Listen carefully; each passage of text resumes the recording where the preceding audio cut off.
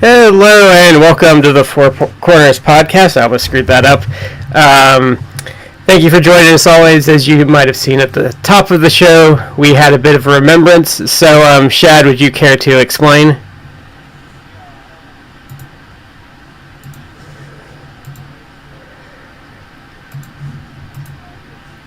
Oh wait, hold on 1 second, Shad. Sorry. The stupid thing keeps. Hold on. Why is it?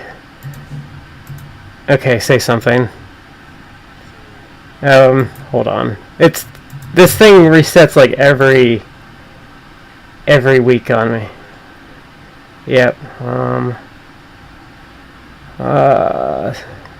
This is not when I wanted it to happen.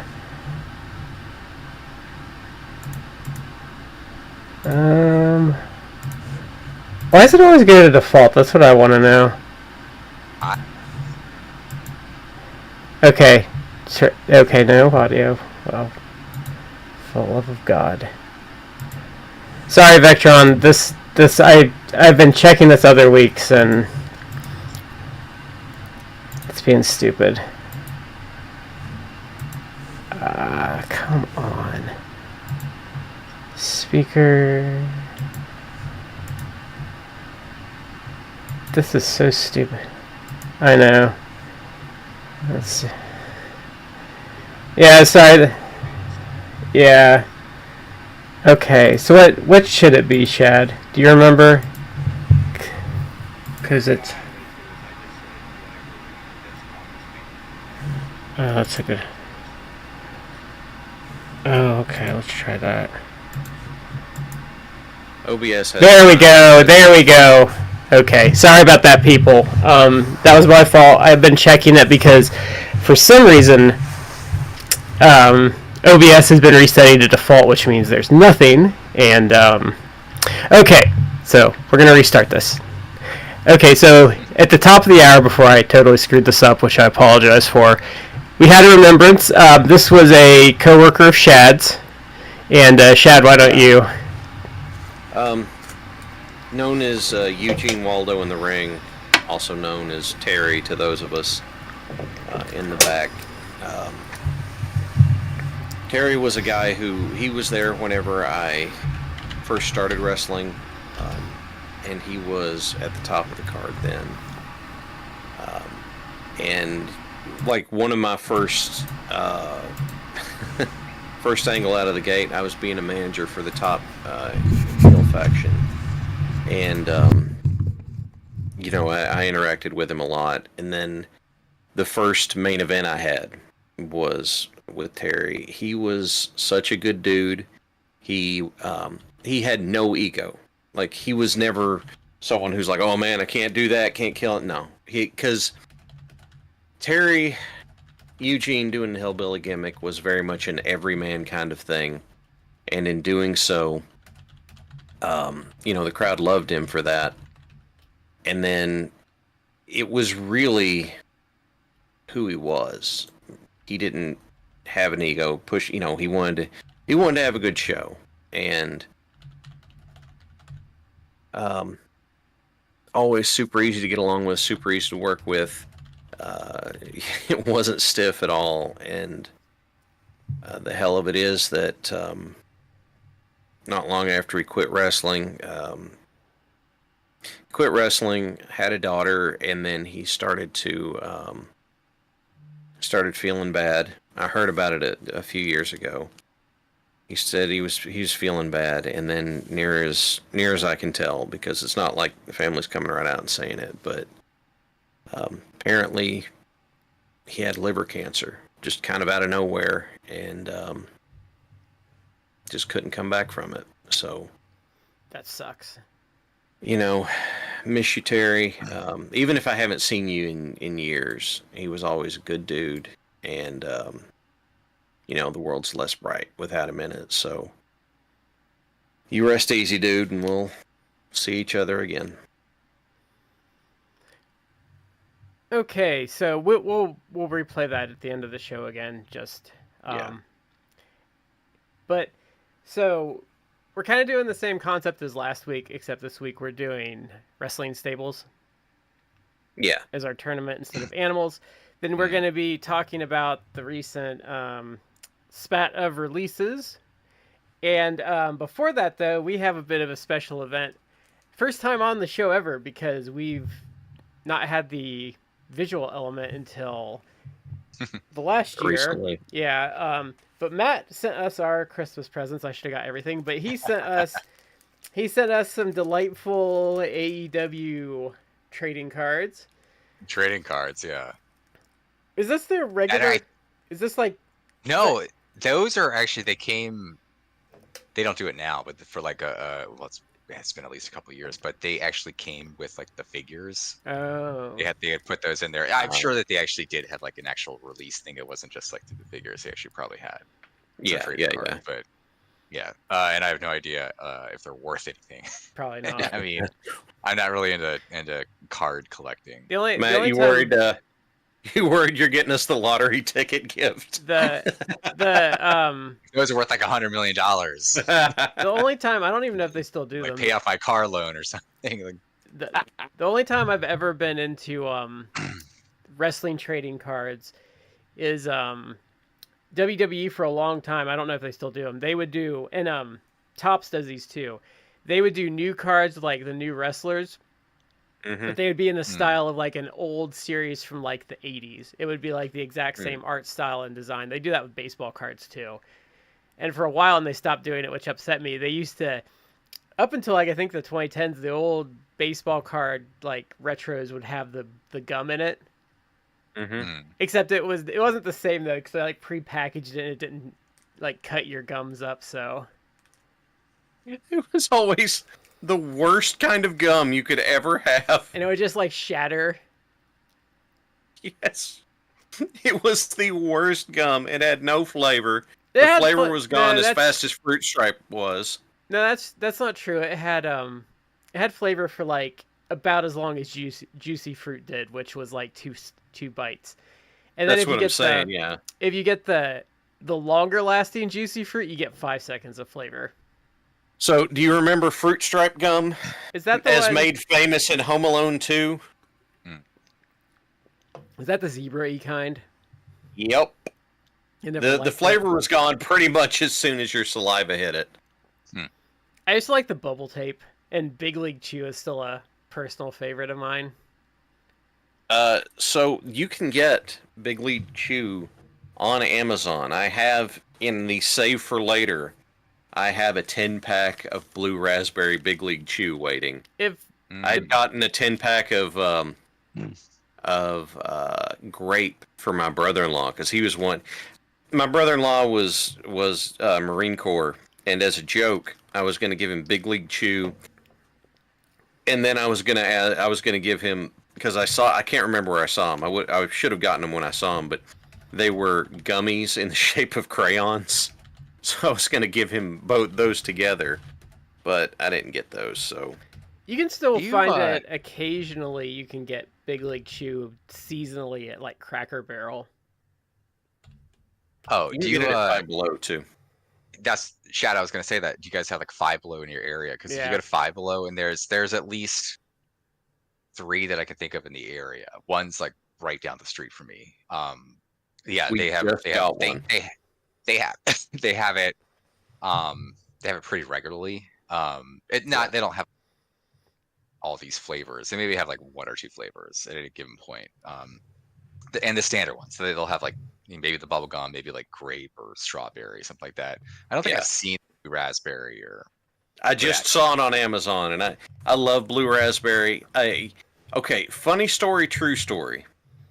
I love Blue Raspberry, but I cannot eat Blue Raspberry Jolly Ranchers. I have never had this in my life, but apparently if I eat Blue Raspberry Jolly Ranchers, it smells like I've been smoking weed. And I mean, apparently a lot of weed. Yeah, there's just some weird chemistry thing that happens with my mouth and Blue Raspberry Jolly Ranchers.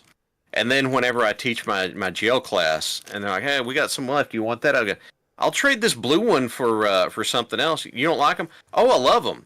I can't have them." And then it turns into a why, and then it's like, "Okay, guys, listen. let me put it to you this way. Can you imagine me driving back to my office from here, getting pulled over by the police, saying, well, what's going on? Well, I just left jail, and my breath my breath smells like this after I have Blue Jolly Ranchers. They're going to think I'm a crazy person and lock me up. We do have Five and Below. These are my treasures I got there just actually a little bit ago. Oh, okay. Toucan Sam? They have a whole series of them. Mm-hmm. Five Below, if you have... Oh, Tony the Tiger. And then I don't remember this being like a thing, because I didn't... They had... I didn't get them, but they have Dig 'em, and I need the monkey for Cocoa Pebbles. I don't know about the alts, but you have to get if you breakfast mascots when you see them. If you have small kids, Shad and I do, like Five Below's not bad because they have like little toys and trinkets and stuff. I called Five Below stocking stuffers this past year. Yeah. Not this one I got, but like you can get like real Funko Pops there for like $5 when they get like their shipments. My wife and I have a love-hate relationship with Five Below because like some stuff it's like, yeah, you get like little trinkets and stuff like that, you know. But they also sell slime, and my daughter is like obsessed with slime. And this is not the slime that I remember when I was a kid. Like the He-Man slime and yeah, that was all like goopy and everything like that. This slime, like multiple outfits have been destroyed. So I hate slime. I'm like, it's the worst thing ever. And my daughter's obsessed with it. Obsessed. Like every time, can I get his top? And she gets like the tub of slime. Like it's literally like at least like a big quart-sized thing of slime. And it's like, oh. I'll say. I remember my daughter has a special outfit. I want to play with slime.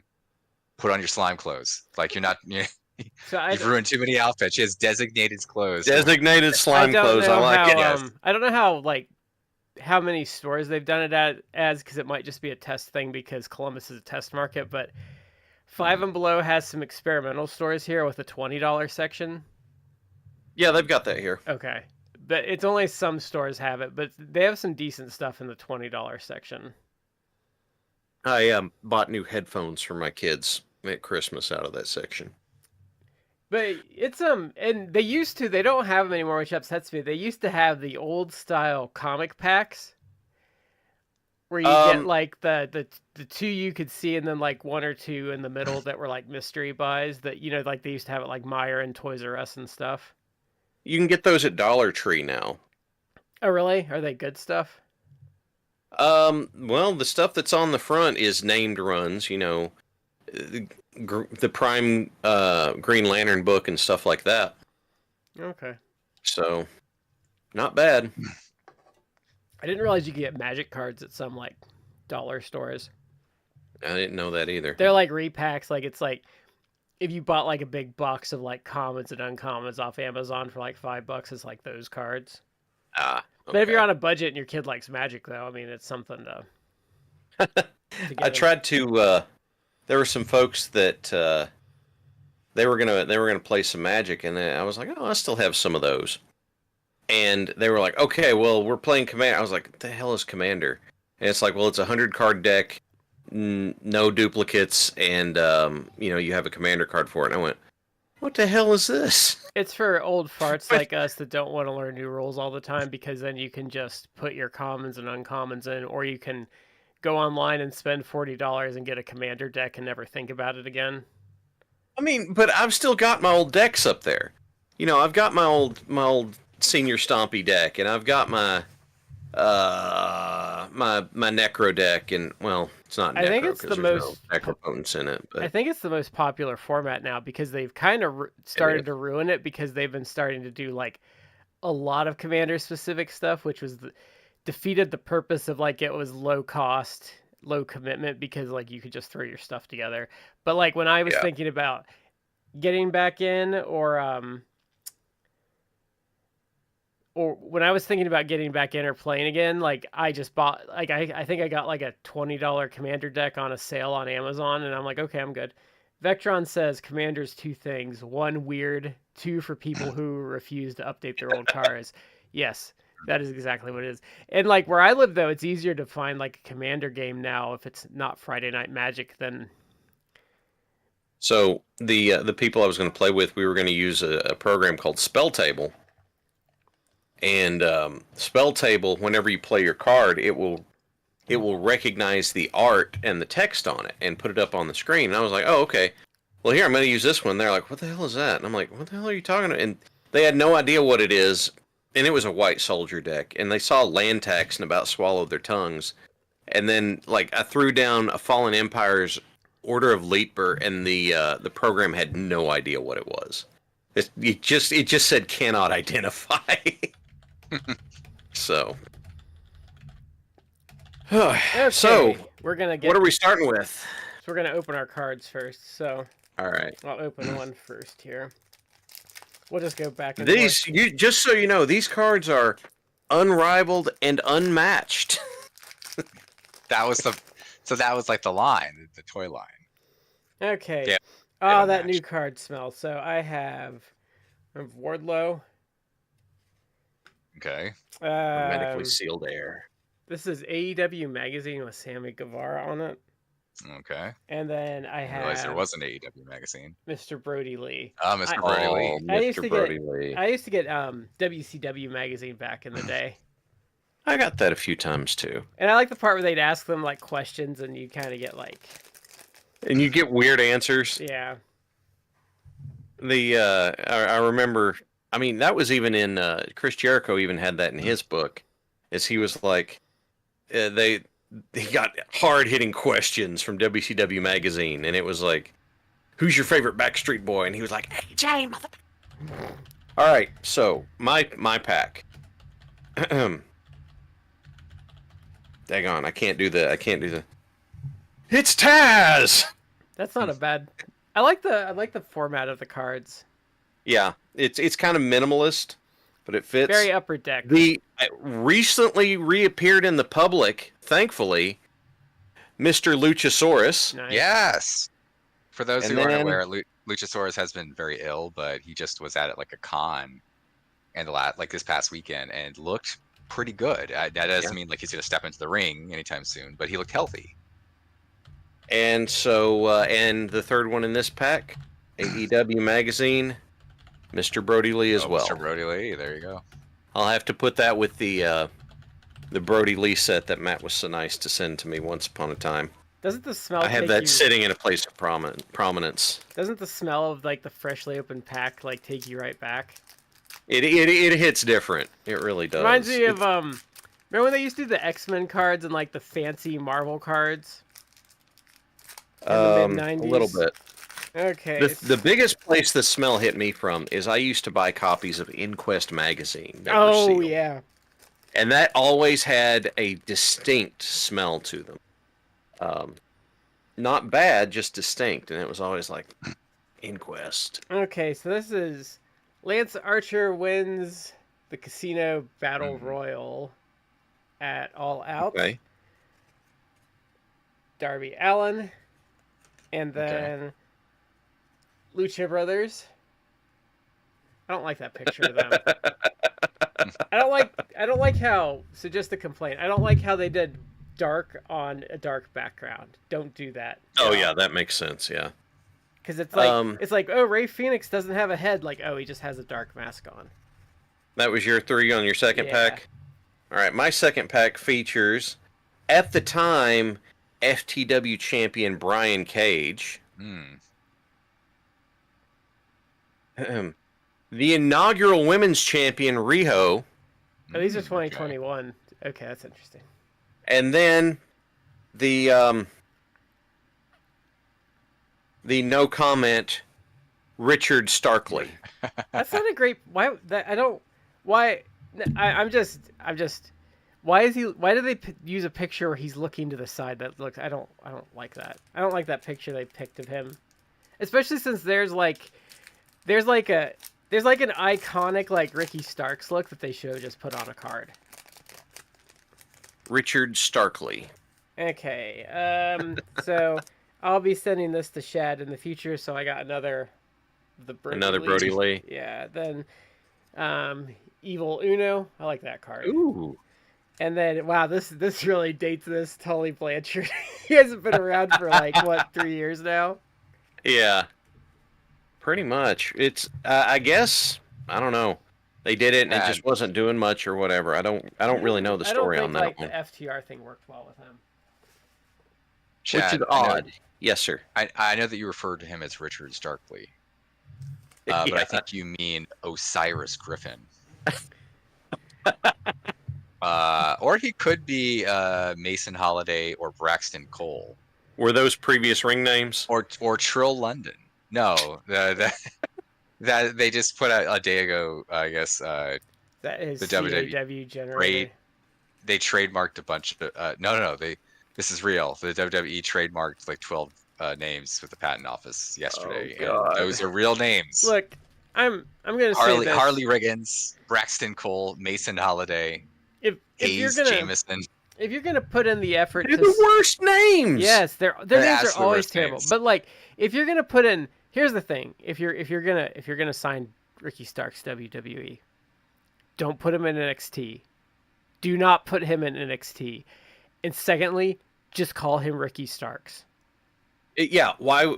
You have someone who has a built-in following.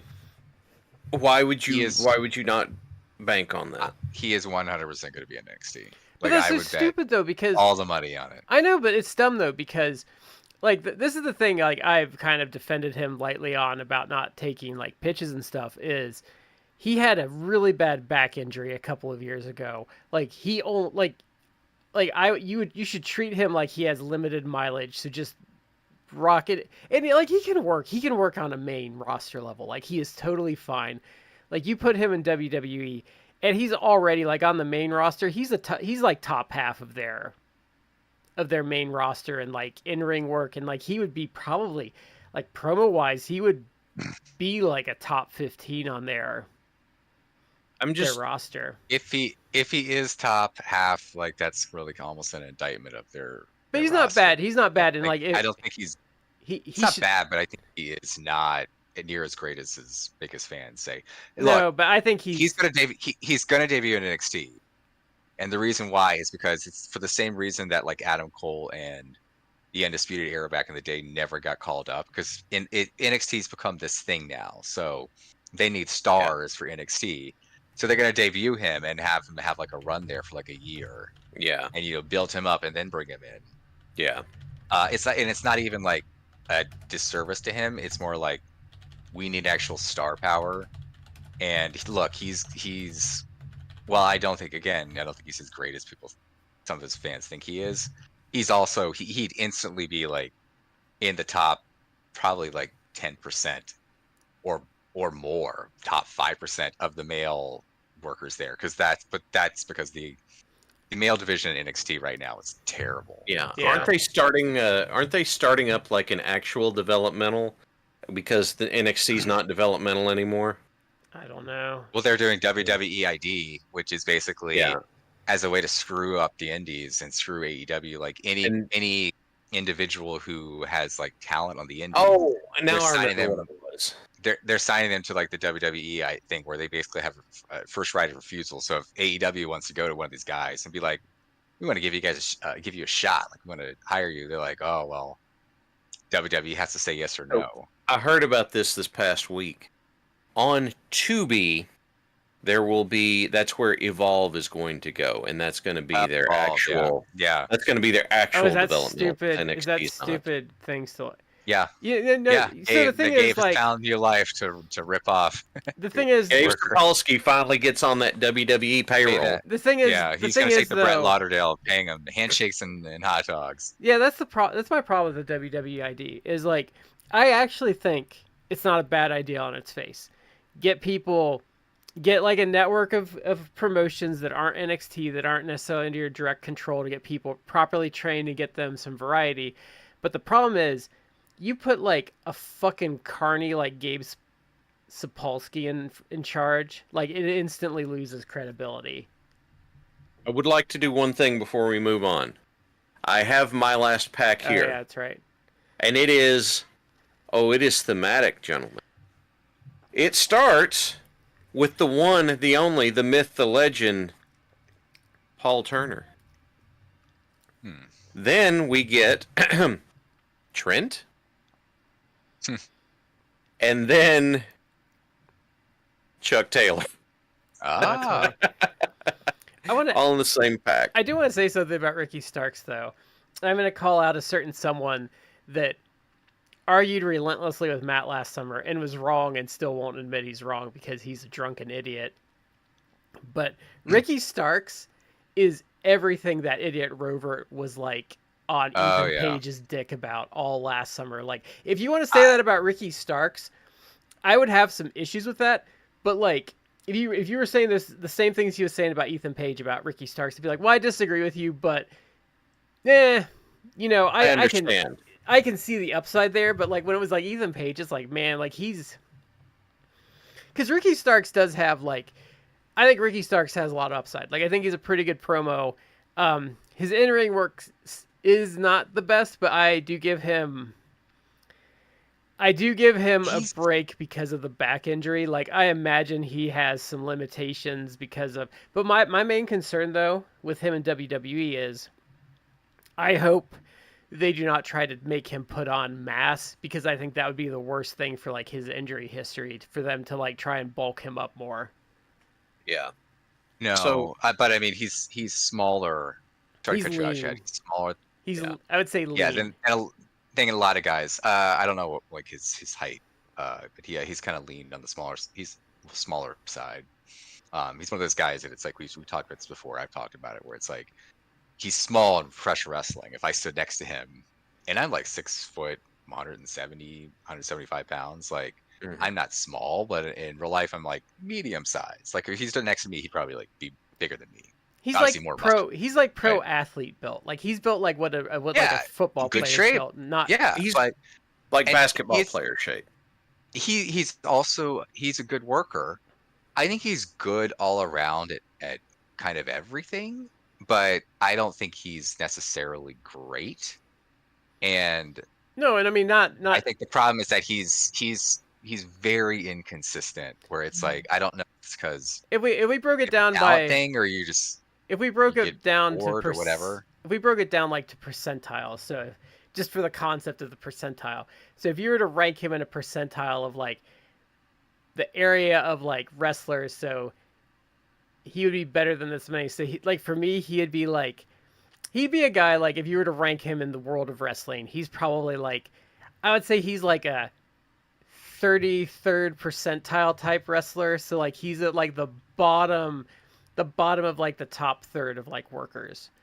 So like you would say like your average wrestler would be like a 50.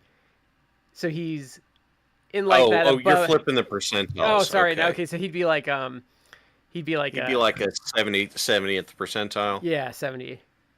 See, when you say percentile, I immediately start thinking not just people that we'll see on TV, but like, everybody else too. So I'm like, he'd be like if you're making it on TV, by and large, you're probably 90th percentile, easy. With some exceptions. So can I interrupt you?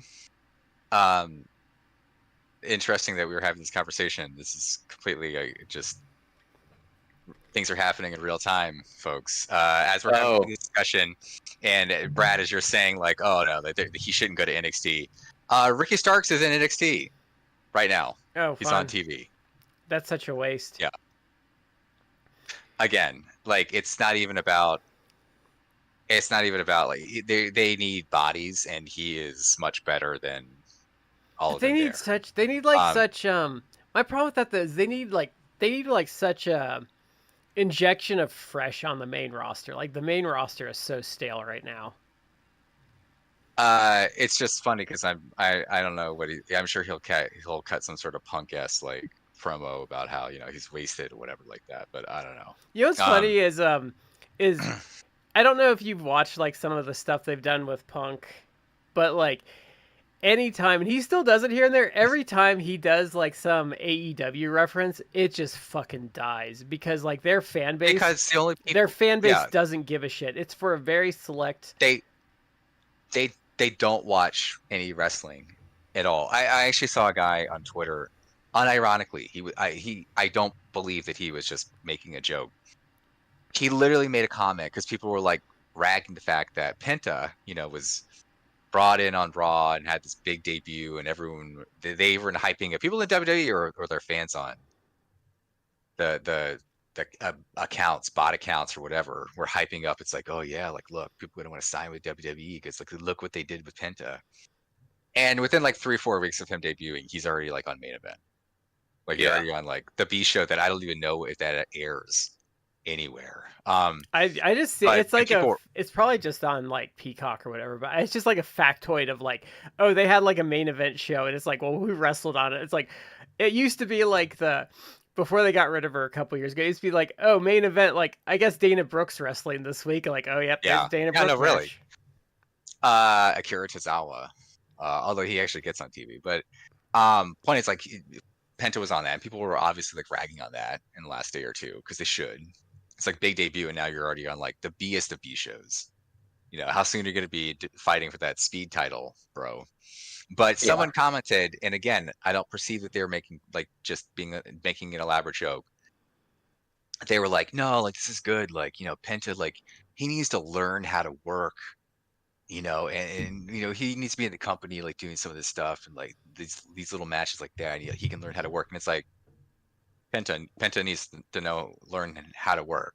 The guy wrestled in been doing this Japan, like 20 years, Mexico, like all over the world, on TV for like 20 years. But that is what, like 3 years ago that Bucks Lucha Brothers in the Cage was match of the year or something. 3.5 years ago now. Learn how to work. I only bring that up to be like, yes, like these people, they do not watch other wrestling. They don't even acknowledge it exists. I am surprised they even pop for people like Ricky Starks, because how do you even know that this person exists? Maybe you're dimly aware, but I don't know. I just hate it. Like I don't particularly like, and they've gotten a lot better about this, but I don't like when AEW does references to WWE. But like as the number 2, you get slightly more leeway about that. But like the top promotion, like talking about the secondary promotion is just cringe. But I don't, even in general though, I don't like other promotions talking about other promotions unless you're referencing like something between two wrestlers that happened in that company. That is fine, but otherwise, like don't bring it up. Like MJF, don't make vaguely. Other than saying what your name would have been in NXT, which was funny, like don't bring it up, MJF, please. So, go ahead, Chad. Well, number one, I don't hate mentioning other companies, but don't make that your thing. Like, there's no. You can say, yeah, when you were working up north or something like that. Okay, fine. Not a big deal. Acknowledge other. I mean, AEW is really good about acknowledging other places that exist. Go to that's different. Though. Japan, like, Mexico, that sort of stuff. That's different. Like when, like being like, like I'll use a good example, even though I don't like him. Like when AJ Styles debuted in WWE at the Royal Rumble, and one of the first things Bradshaw said was like, "Oh yeah, he won the IWGP title twice, just like Brock Lesnar." Like, that's like. That is completely fair game. Yeah, that is useful. Like bringing up accomplishments and stuff. I'm more talking about like don't denigrate other companies because it just kind of is. Don't run down the other places because, I mean, to be honest, that's a bitch move.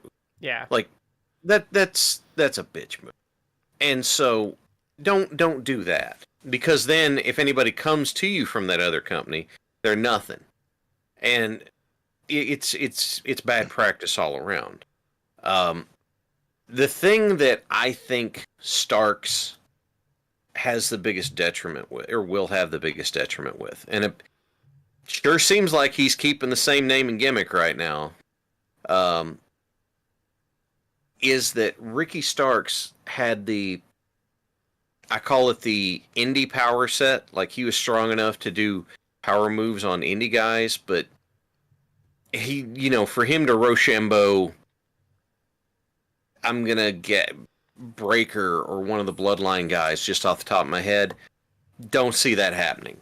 And he used the spear forever and a day. It's like, dude, that's done. I think Like you're not doing that either. I think my concern and where I have always said with him, and if I had known him personally, it's something I would have said to him, is just like, and this is not even a shot at him. I would just have said, look, man, you are not the body type they want. Like you're not you're not like a big puffy steroid looking guy. Like you're like, I mean, he's more in the vein of like what Adam Cole was before he let himself go horribly, and he's getting worse. But neither here nor there. Adam Cole's kind of trimmed up here lately. Except he's getting paler. I guess the jaundice went away. The spray tan he was using didn't work for TV, brother. But yeah, I did. But like he's just not like they want. I use they want puffy. bulk. They want puffy. They want puffy steroid look. I look. I think that he will get very over, and I think he'll do quite well in the WWE, because even though he is a pretty decent worker, I don't think he's the best worker. He's a pretty good worker.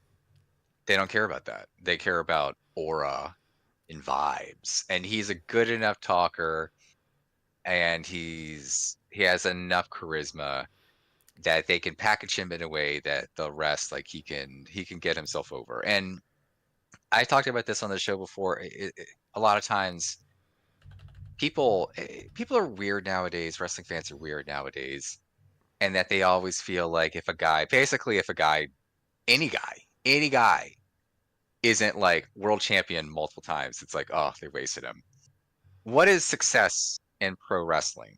And I've talked about this before. It's like, would anyone argue with me that a guy like Arn Anderson was a failure? Arn Anderson wasn't winning world championships, no, but Arn Anderson was constantly employed.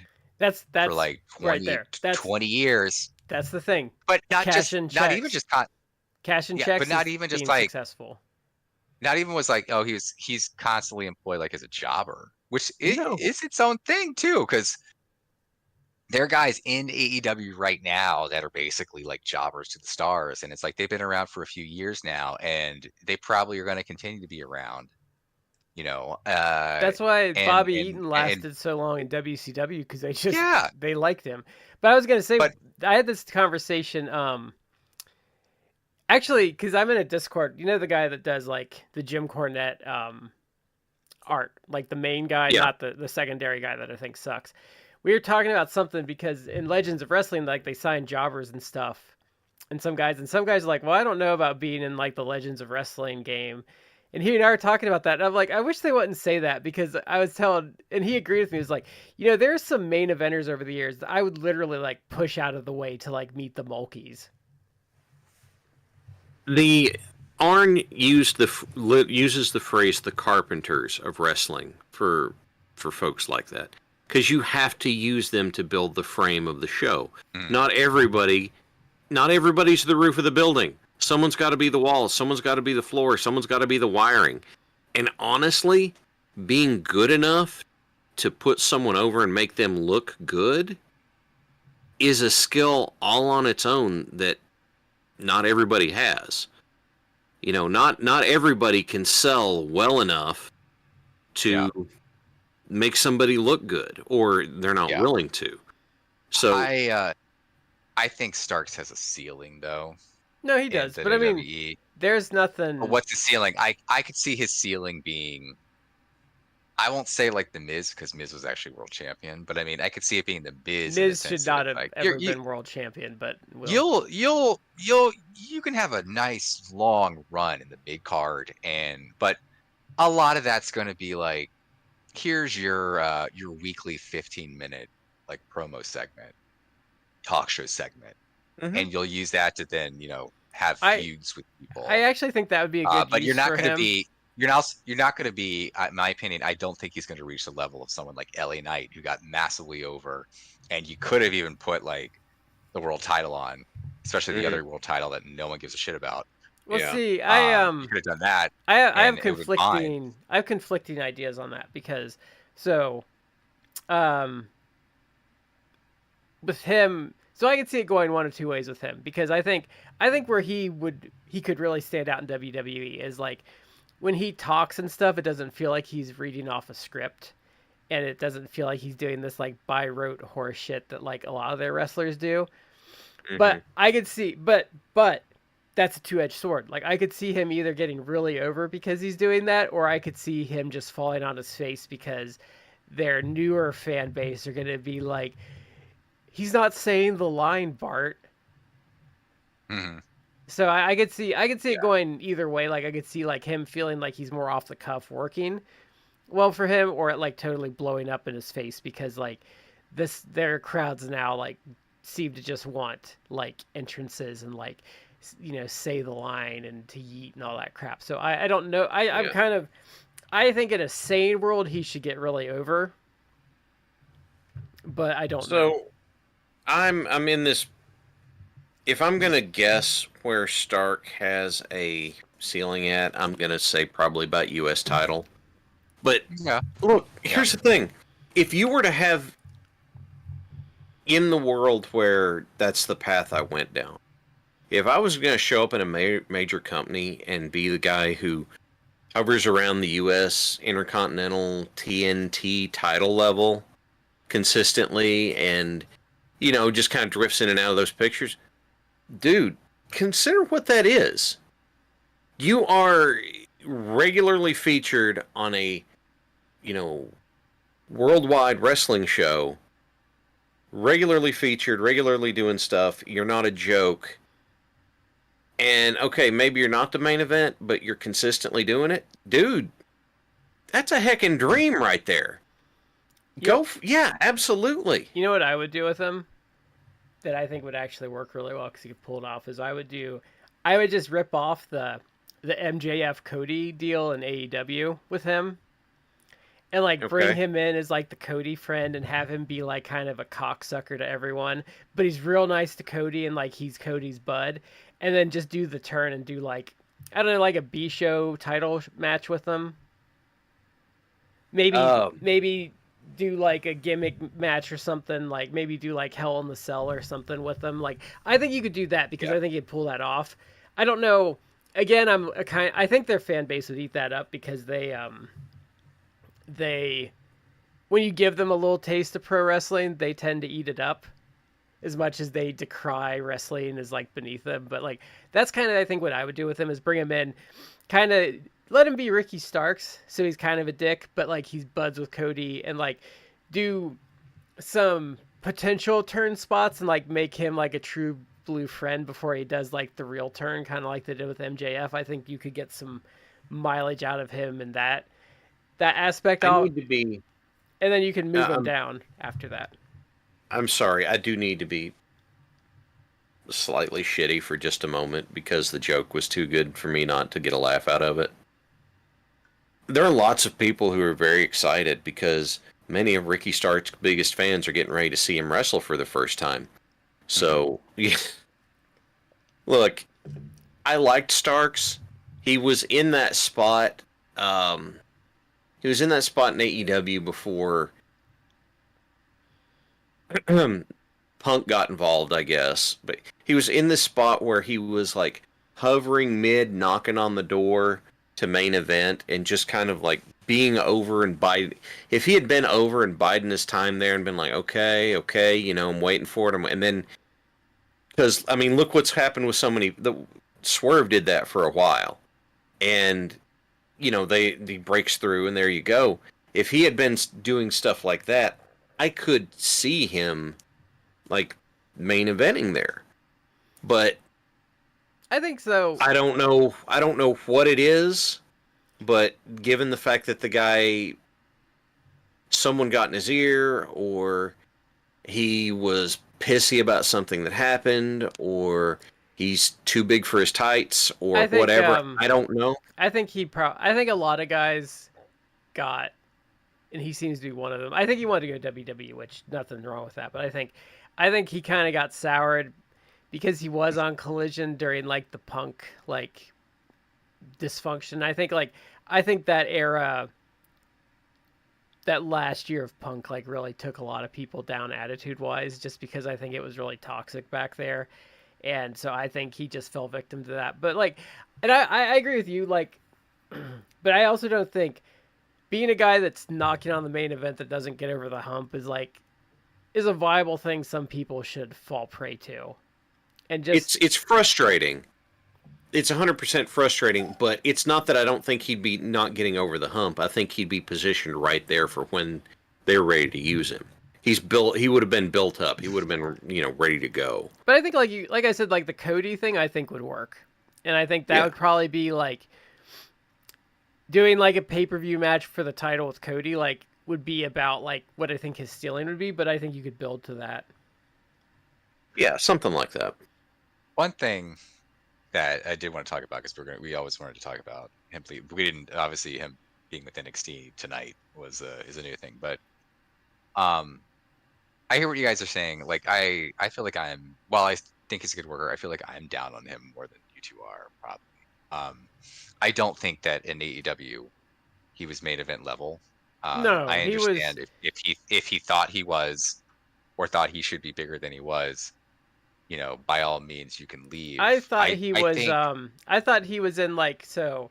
He was kind of in that from where I thought he was at in AEW, and he could have been a little more, but he was kind of in that like little amount of ether between mid Carter and upper mid Carter. Like that's where I saw him. Like he was either like I think that the was the ceiling. highest. He's either like it's that weird spot where you're either like the highest rung mid Carter or like you're like the lowest rung upper mid Carter. I think that's kind of like the space he was in. I think he's, if they're for the people, like kind of to your point, Shad, like his biggest fans are just now seeing him. There are going to be lots of people be like, oh, people who never saw him or never watched AEW will be like, oh, AEW really fumbled him. It's like, I hate kind of the like it's lost all meaning when people say, oh, he got fumbled, and that's kind of going to my point. There are people who think like, oh, if this guy that I like, or this talent, like they didn't have like 8 world title reigns, like they're fumbled. It's like, no, especially if you are a guy who from the time you debuted in the company to the time you stopped, I mean, obviously he hasn't been on TV in like a year really, but until that point, for like the 3 years or so they use you, if you have been consistently on TV and in programs, some of them high profile programs, doing things like winning tournaments, things like that, well received, like big gimmick matches with no less than Bryan Danielson, if you are having if you're having all of this, like you're not being fumbled, like you're not, like you are a featured talent, you are one of their star talents, and you're not. It wasn't like it's not like you're on TV every week. Look, I love the Butcher, like I love him. He shows up frequently, or at least he was when it was, Rampage was the thing. Show up and then eat a pin. It's like he's constantly getting featured, but he's losing in like 5 minutes. Like but like if you're lose the commander, that's my problem with people though when they say like stuff like that though, because it's like it's what we've been saying though. Like if the Butcher was showing up every week on Dynamite and winning, I'd be like, wow, this company is in bad shape. And I like the Butcher. But like it's just like the reality of it all. I like him a lot. He's got a good look. He's fun. But he knows his role. They do his role. He is basically a jobber to the stars. He's an elevated jobber. But my point is like Ricky Starks was featured quite well. He was treated as a star. I think 2 things were in his detriment last year. One, they lost obviously the tag titles. He and Big Bill lost the tag titles. In a good match, I thought. In a good match, Sting and Darby, which was obviously the lead into like the Bucks match. And there's a lot of talk about, he like didn't want to do a program with Big Bill, like which I think I didn't turn down any creative, but I think he was right though. Like for a year, I do think. Because he did say he turned down the Big Bill thing, and I think his logic was correct there. And I could see why. I could see why, especially if he liked Big Bill. because pretty much his reasoning was like, look, they're gonna have me win. I didn't want to hurt. It wasn't going to do anything for me, and I didn't want to cut Big Bill's legs out from under him, which I think is objectively like the proper logic there.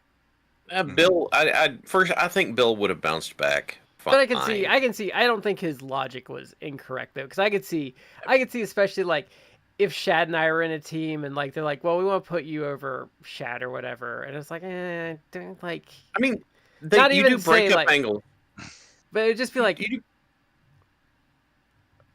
But even it could just be like, I could just be like, I don't want to turn on, like, I don't want to like work with Shad. Like, can we just go our separate ways? Like, I don't want to turn on him. Like, I could even see that just being like, like, because like just say like Shad and I were this, like, well, we want you to turn on, like, you and Shad to turn on each other, and then one of you's gonna go over the other, and like just me being, but I like Shad. Like, I don't like why. Like, neither of us are gonna get anything out of it. Like, because they're heels and it's a breakup angle, and whenever you have a breakup angle for heels, someone's turning face and they go up on about it. To me, it seems kind of disingenuous to be like, well, I didn't want to do that to Bill. It's like, dude, Bill, first of all, the biggest guy in the company. Second of all, got so much personality, he'd be back over damn near whatever he did. But go ahead, Matt. That's taking his face value that actually was in play. I don't know what's going on. I personally feel, not that I engage in conspiracy theories, but I do think there was something behind the scenes that was going that at a minimum rubbed Tony Khan the wrong way, and so he just stopped. They seem to be. But I mean, he didn't hold on to him like Phoenix, so I don't think because like I could see there being something that rubbed the wrong way, but I don't think anyone necessarily acted out of bounds because they did let him go and they didn't try like to hold on to him or anything. I don't know that I believe Ricky Starks when he claims like, oh, I never turned down creative. It's like, then why didn't they use you? I mean, he's a wrestler. You have to take everything they say with a grain of salt. Yeah. So. I think that things were pitched to him that probably were like, he was mid-card or whatever. Maybe he was going to be like, well, we got this idea for a feud with you, but you're going to lose the feud. And he's like, no. I don't want to do that. I don't. Well, I say rubbed the wrong way. I think it could be something as simple as like he obviously didn't have. Maybe his contract was always expiring around this time, or he could have honestly like it could just be as simple as he had an idea, and Stark's just like, I don't want to, and then Tony Khan didn't have like anything like else for him. Like I could because I mean. We've criticized Tony for that before, and I don't necessarily think it happened. But it could just be like he had this great idea for him, and Ricky was just kind of like, can we do something else? And then Tony just couldn't come up with anything for him too. Of course, it could go that way, and it could also be he goes, "Hey Ricky, I've got this angle I want to do for you," and Ricky goes, "I'm not doing that," and Tony's like, "Fine." I ain't doing a damn thing with you then. I also think though it's a weird era though where people like Ricky really, and a lot of people like in his area of where he was at on the card, don't really have a place. Like a lot of people like him don't have a place. Like even like someone who I think has more upside in him and Powerhouse Hobbs, like I think is in a precarious spot now. What were you going to say, Matt? Well, Hobbs. I feel like they have an opportunity to elevate him, but I understand what you're saying with Hobbs. Shad, I kind of feel, I do think there may have been some sort of like back and forth and I don't know that Starks really was like, oh, I'm open for any idea. Like I don't know. I think there may have been like he shot stuff down like which he says he didn't do, but I kind of don't think that's the case. But it could be something as simple as like I said before in different Discords, and I got, people got mad at me for saying this, but it's like, if there was a guy who was more WWE coded than Ricky Starks, I'd like to see it. He to me, he really struck the guy. It's like, I'm biding my time until I can get my WWE contract. Because every time you would blink, you'd see pictures of him like backstage of this pay-per-view with Cody Rhodes. He's like he's on like Twitter and social media being like congratulating Jade Cargill on her getting her WWE contract. for all the good it did her. That's a whole other separate discussion about how badly she's been used in the WWE. But point is, like, he came off as like, I don't want to be here. Whether that's true or not, like, that's kind of like the impression he kind of gave me. It's like, I don't want to be here. I'm waiting to go to the WWE. So Tony Khan could have been like, okay, I got a lot of stuff I got to book. You're not. Yeah, I'm not going to burn brain time on someone who has all the I think if you're in Ricky's position, though, especially with the injury he had, I do think there is like a part of you that does have to be very conscientious of your bump card in his position, like much more than some other guys. Like because I think like if you're like, well, like my back's kind of fucked and I maybe have like 3 years and I want to do like a WWE run, like I could see being like, well, like I'll just, unless they like really like throw something at me that like just sounds amazing, I'm just going to turn it down just to save myself up for that. But like, I mean, but like I guess like people are like super into like the speculation part of it, but I'm just like, I mean, whatever. Like that's part of wrestling is like creative disagreement sometimes. And like, I don't even, if he wants to go to WWE, like I don't think that's the best place for him, but like if that's where he wants to go, like, okay. Go on ahead. Can I have one more thought? And this kind of goes for like the last year. And maybe to Brad's point that it's like, what place did he really have? Like that, he was also disadvantaged because he effectively disappeared from AEW, AEW TV like a year ago.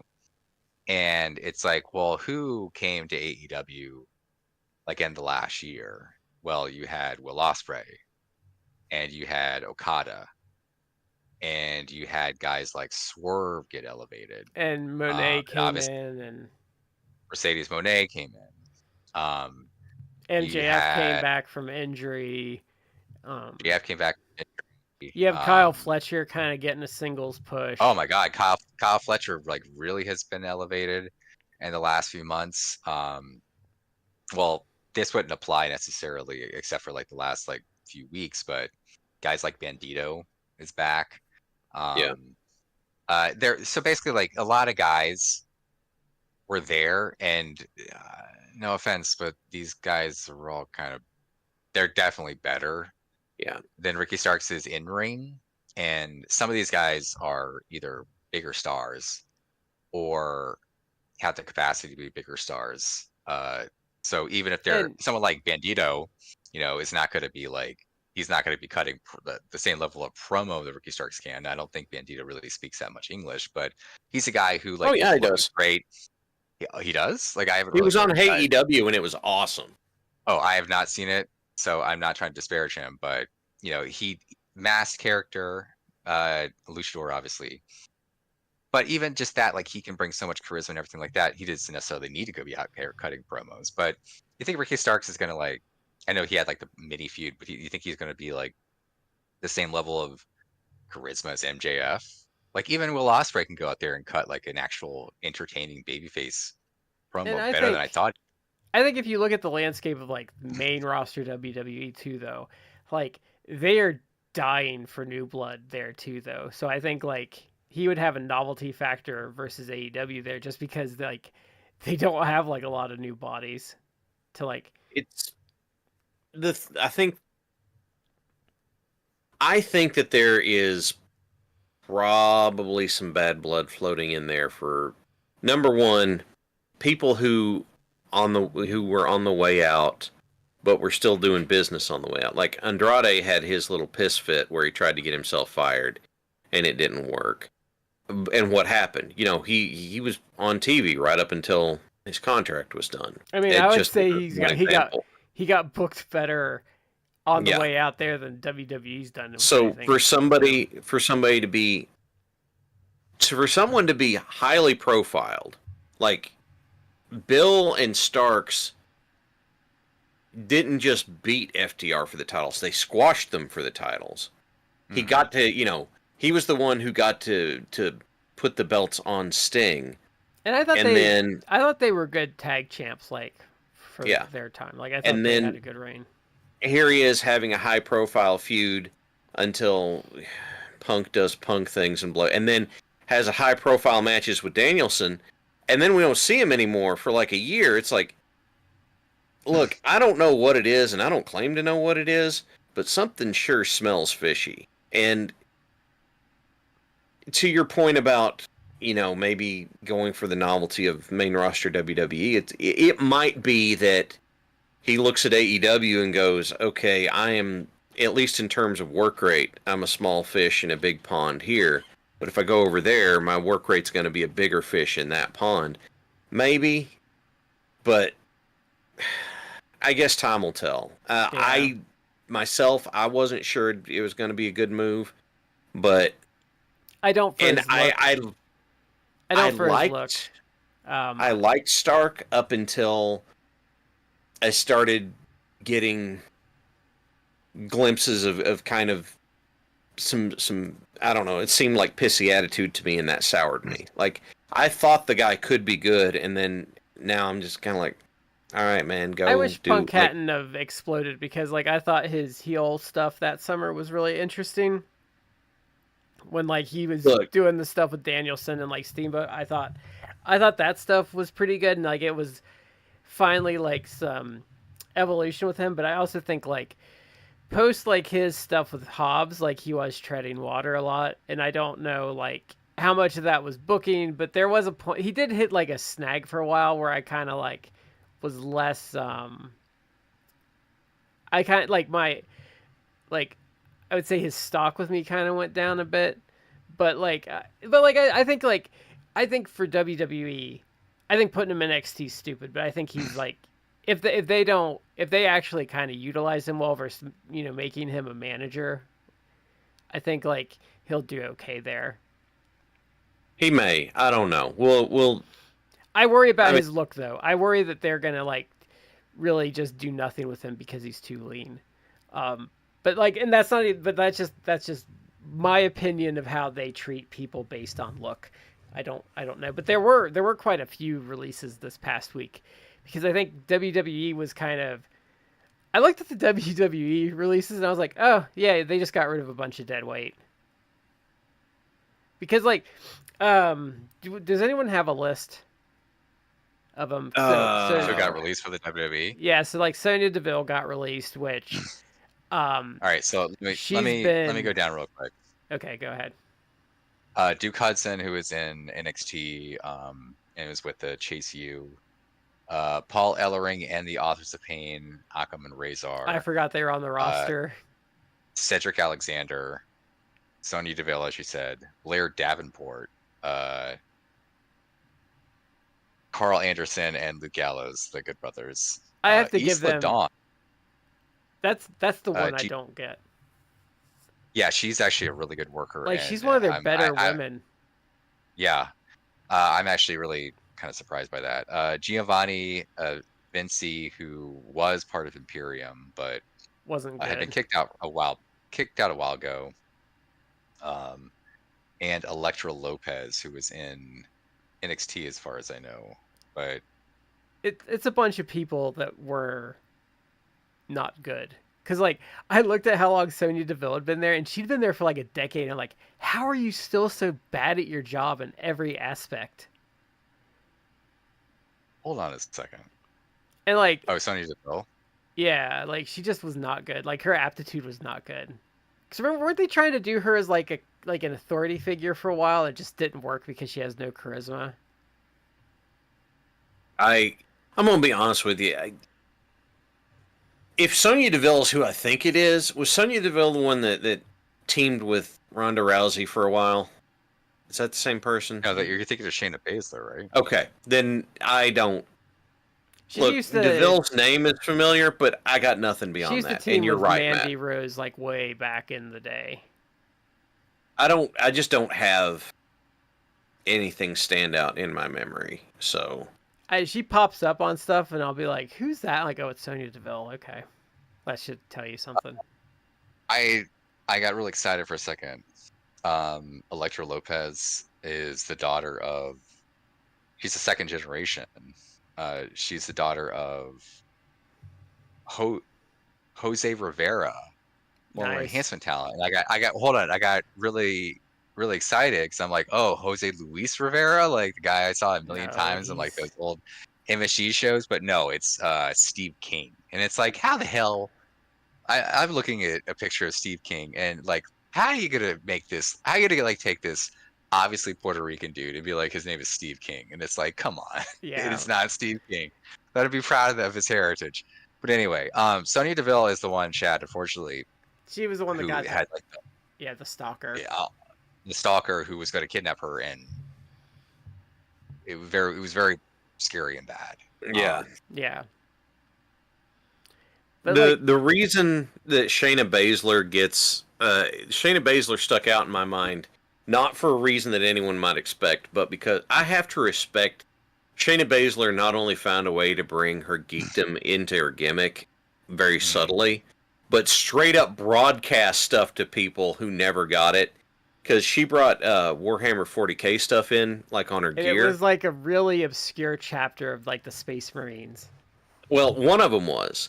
And then the night that she turned on Rousey, she was straight up wearing the Sons of Horus colors, which Horus, the Horus Heresy, who turned on the Emperor.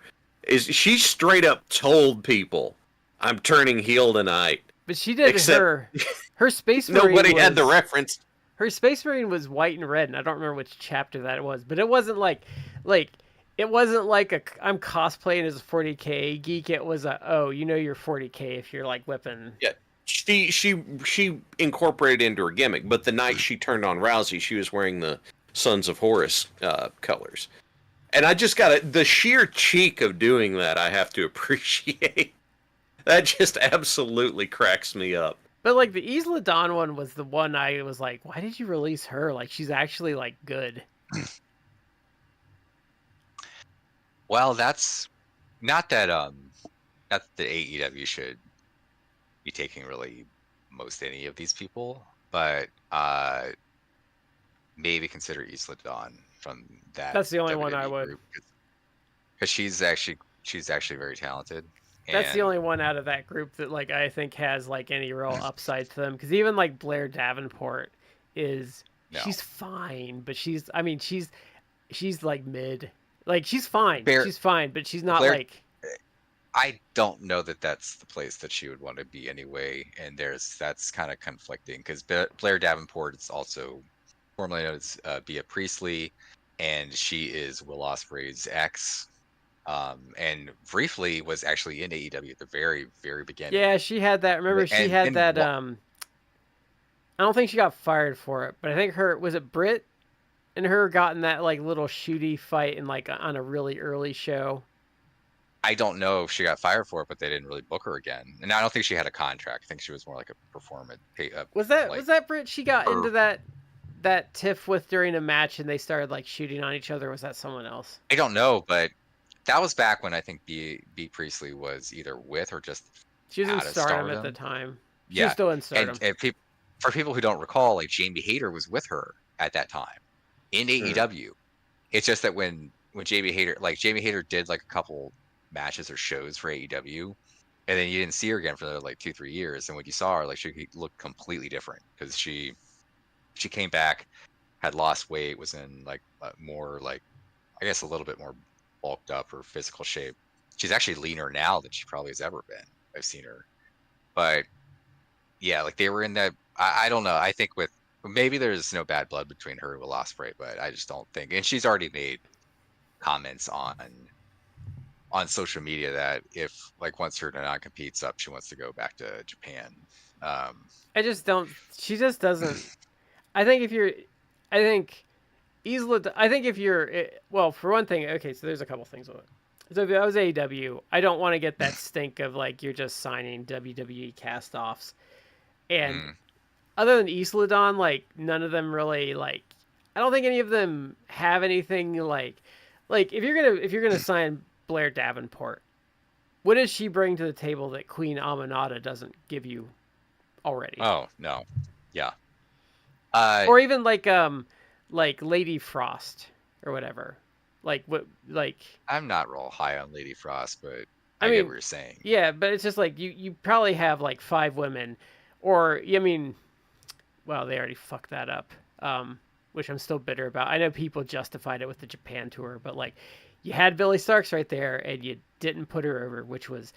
Can we talk about what might have been my dumbest booking decision of 2024 was having Athena win that match? But like, you have Billy Starks right there, which you could bring up to the main roster, even though you damaged her. But sorry, I'm bitter about that. I'm gonna be bitter about that for a long time. I think they should have, but I know the Japan justification, but it's like fuck the world. Like, you could have just had Athena win it back, or I think Athena's had a fantastic run in Ring of Honor, but I think it is time to like bring her.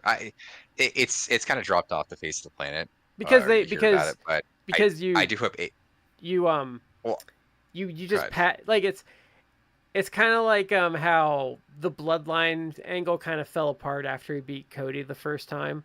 Like, you missed your peak, which was Billy Starks winning that match. Right.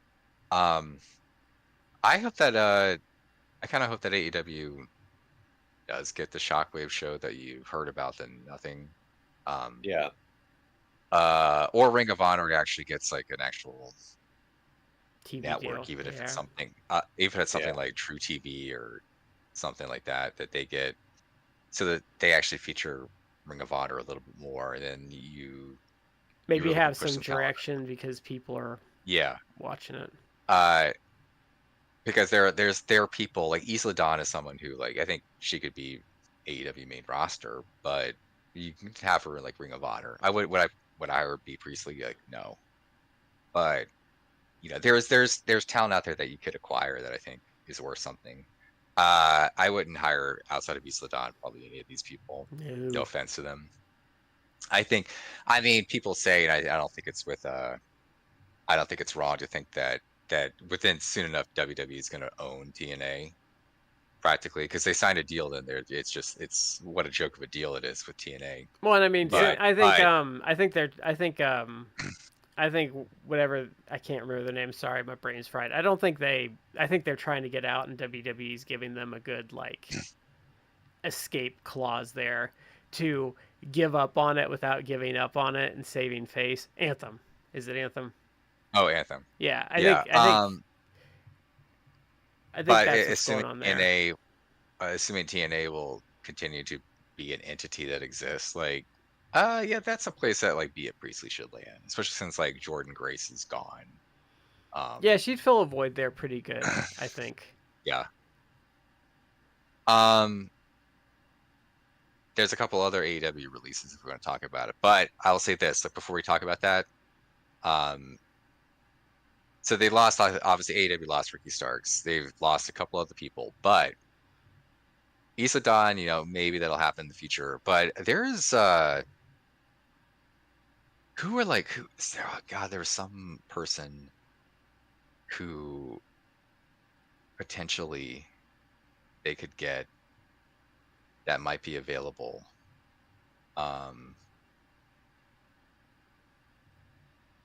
I'm not sure, but okay. A couple things of note today in the world of wrestling, but El Hijo del Wagner Jr., who was with Pro Wrestling Noah, was rumored, like, people thought like, oh, he's going to the WWE for sure, and he just signed with AEW.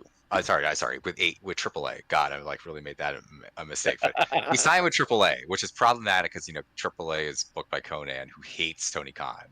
Yeah, but it's also, I would say, a good sign, because it's that clearly people are saying, like, what this had to have meant is that El Hijo was trying to work out a deal with WWE, and they told him, like, you got to lose the mask, and he's like, no, because the mask is a big thing in his family, like, specifically.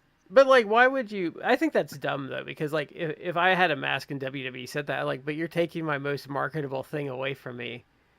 I'm surprised. If they don't. I'm surprised AAA would even like sign him. I mean, has he beaten near enough women for Conan to consider him like a prospect?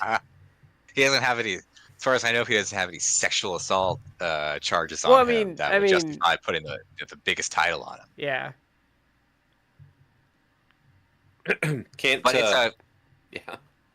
It's a positive sign in my opinion, because it's like, well, people at that, and I think this is probably true, that he signed a 1-year deal. which was probably him being like, "Look, WWE, I'm interested. Maybe I'll give you a year to change your mind. I keep my mask." But I take that as an avenue. It's like maybe Tony Khan should be like, "Hey, What's up, dude? Alex, keep your mask." Yeah, and I look at these. Look at the lucha talent that I'm booking, which they seem to be like. Los Ingobernables came back, and like they're now going to be like a thing. Hologram, Bandito, Yeah. Commander. Like we're getting like a good core group. And they actually, they're and WWE. I mean, AEW merch was actually smart enough to sell hologram masks. Like they're moving on up in the world. I seen them though. Like I'm not that impressed with them because it's like this is pro wrestling. You gotta give them a great mask. You gotta give them credit for at least like trying. Like yeah. Well, and they own the gimmick. Yeah. So that's partly why they're marketing the hell out of it. But three other names that I would say are potentials or could come to AEW. One is like a wish list, but he's available. But Josh Alexander, who's leaving TNA, I think he's either contract is either up or is going to be up in like a week. I don't know why he stayed with. I don't know why he's continued to stay because I feel like my he didn't want to. He wanted to leave a year ago, but they had an option for another year. Because like I feel like his stock has kind of gone down with like the clowning that TNA became the last year because he could go to WWE, and he might because Ethan Page is there, who he obviously has ties with. But I think AEW is a better fit for his like style. His look too, I think.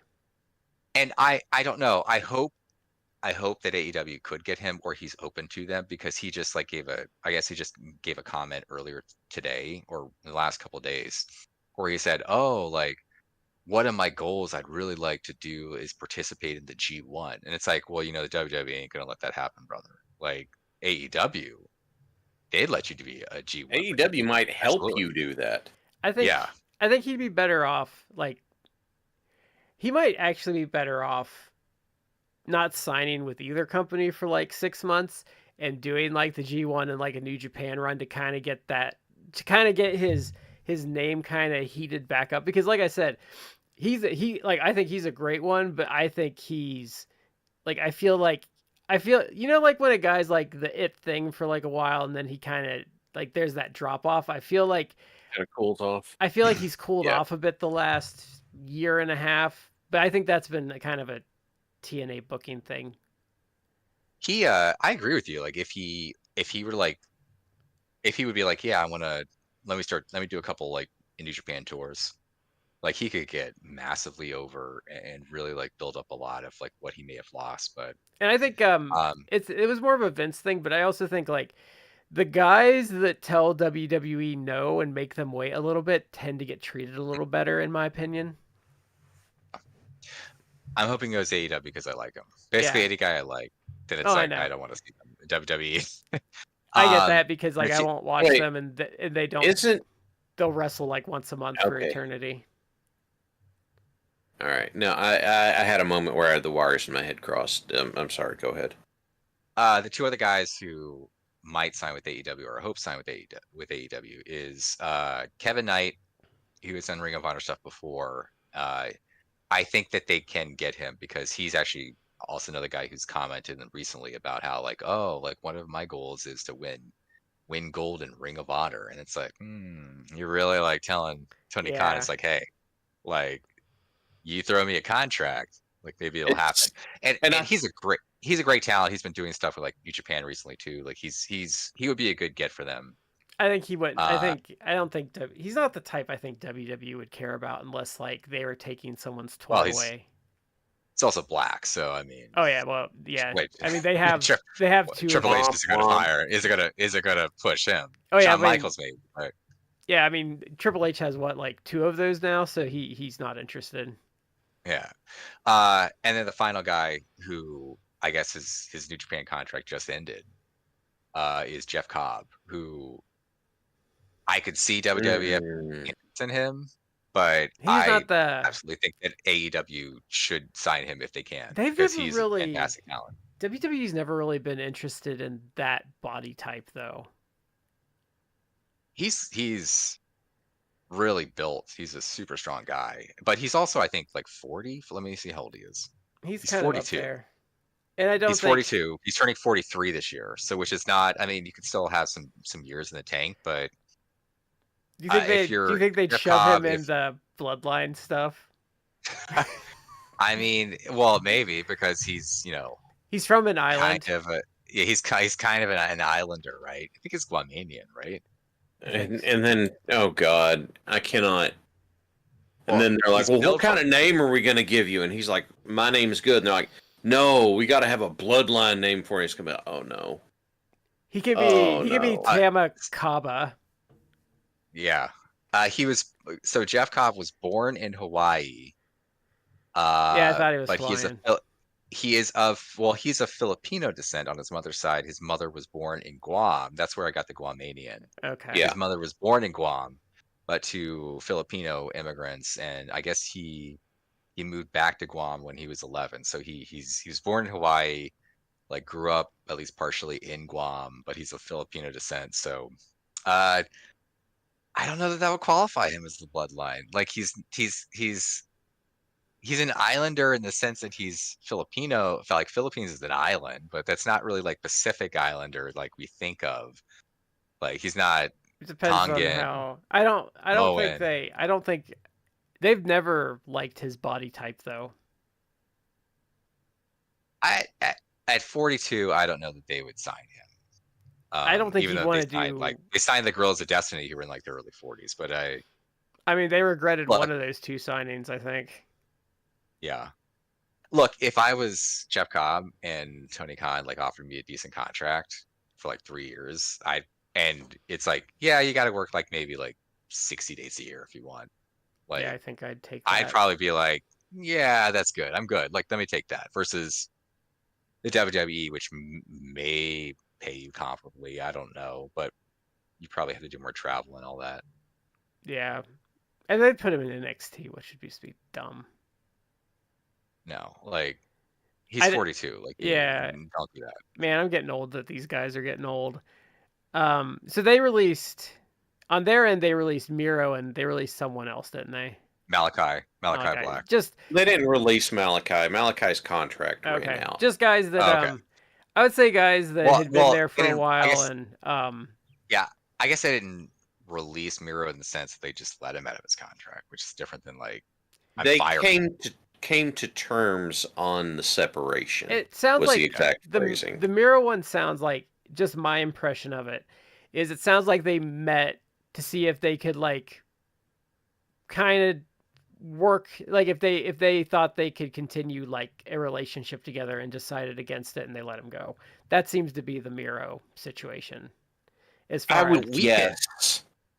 I don't know for what it's worth, but I would guess that Miro, who we are reasonably sure did turn down plenty of creative stuff, it seems to me, and I mean, the dude wasn't even living in the U.S. anymore. He had gone back to Bulgaria, I think.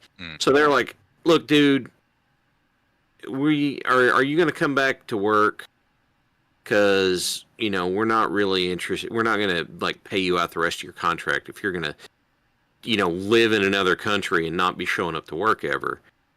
It seems to me that they kind of been like, all right, tell you what, we'll comp you, like, this much for the rest of your contract, and you can go whatever.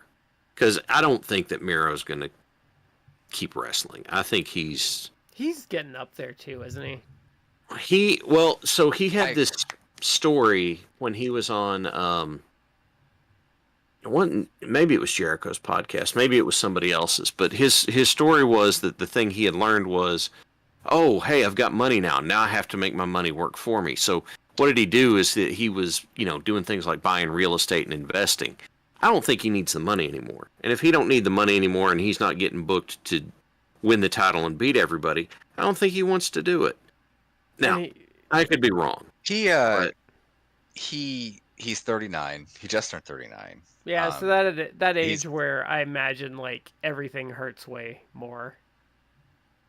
Maybe, but I mean, he hasn't really worked that much, so he could. That can make it worse though.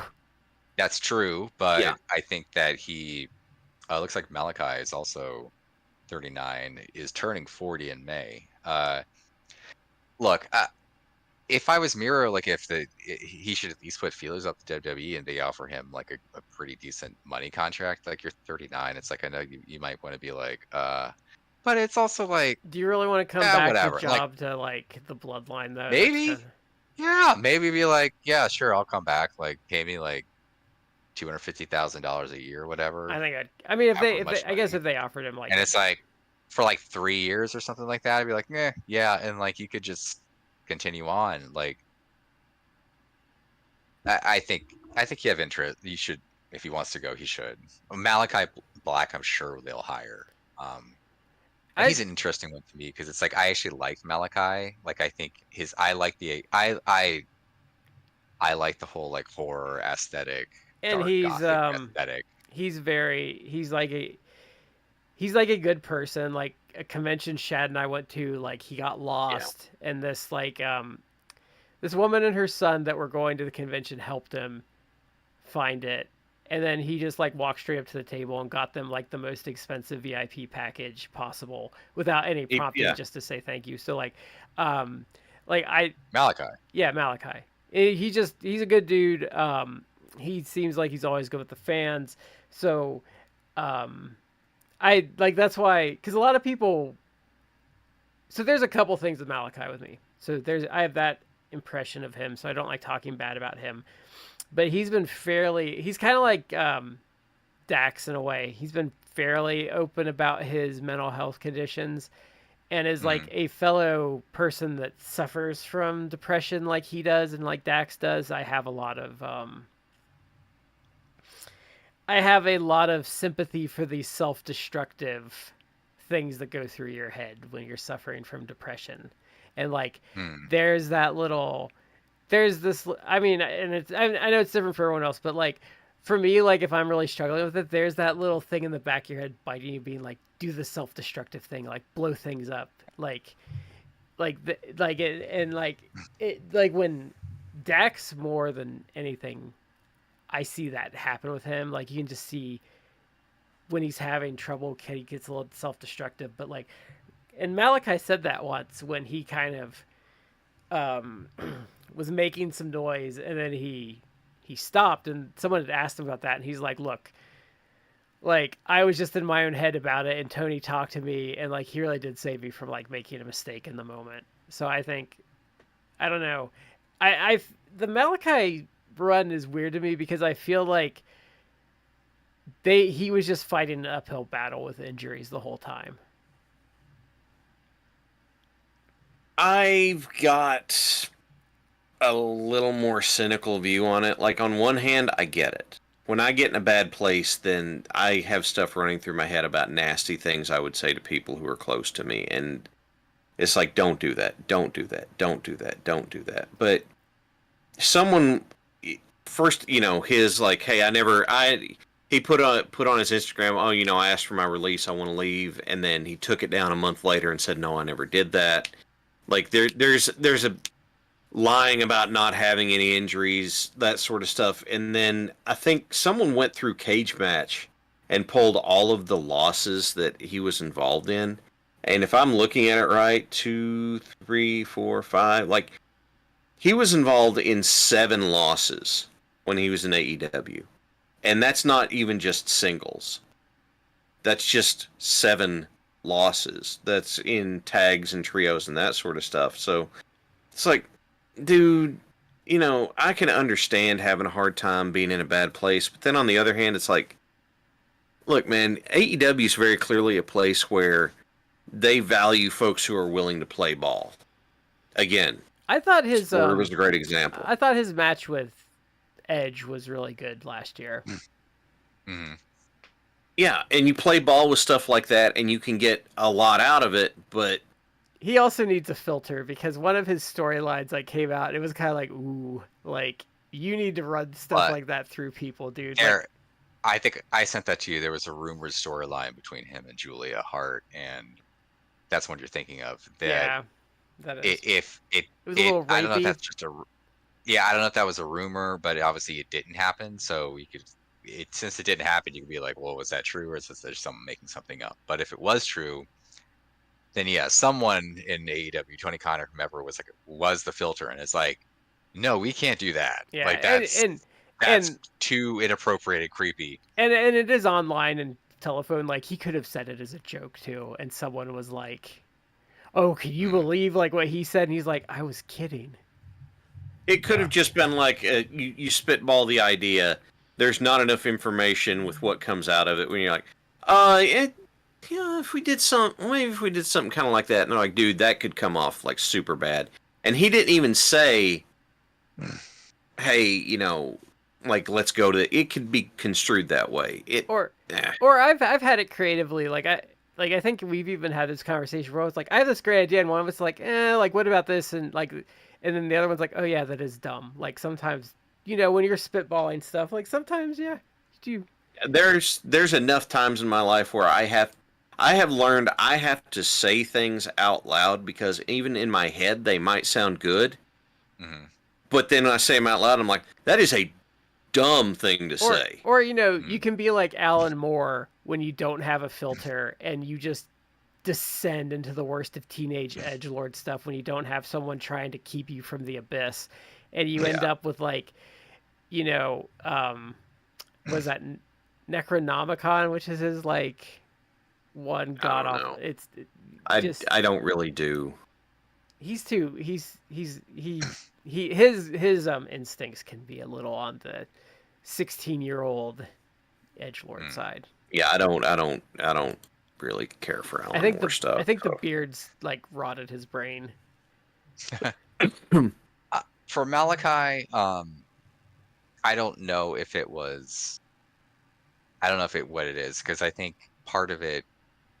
I'm of two minds, like, because I think there could be something said about, well, maybe he does have like some actual physical issues, that's the reason why you haven't seen him do as much, It felt because he like did. I feel like the way they used him, especially in the trios, I just felt like a lot of his run, it came off like when they're trying to like get more, like when they were trying to get more mileage out of Alexa Bliss. Like that's the kind Mm. of stuff it felt like they were doing with Malachi. Well, yeah, if he does have legit back issues or other medical issues, not mental health, I mean talking about physical, and we do know, because he said before that he's had back issues, that maybe that's part of it, and that's part of why the majority of like the last 2-3 years is just him doing tag matches or trios matches.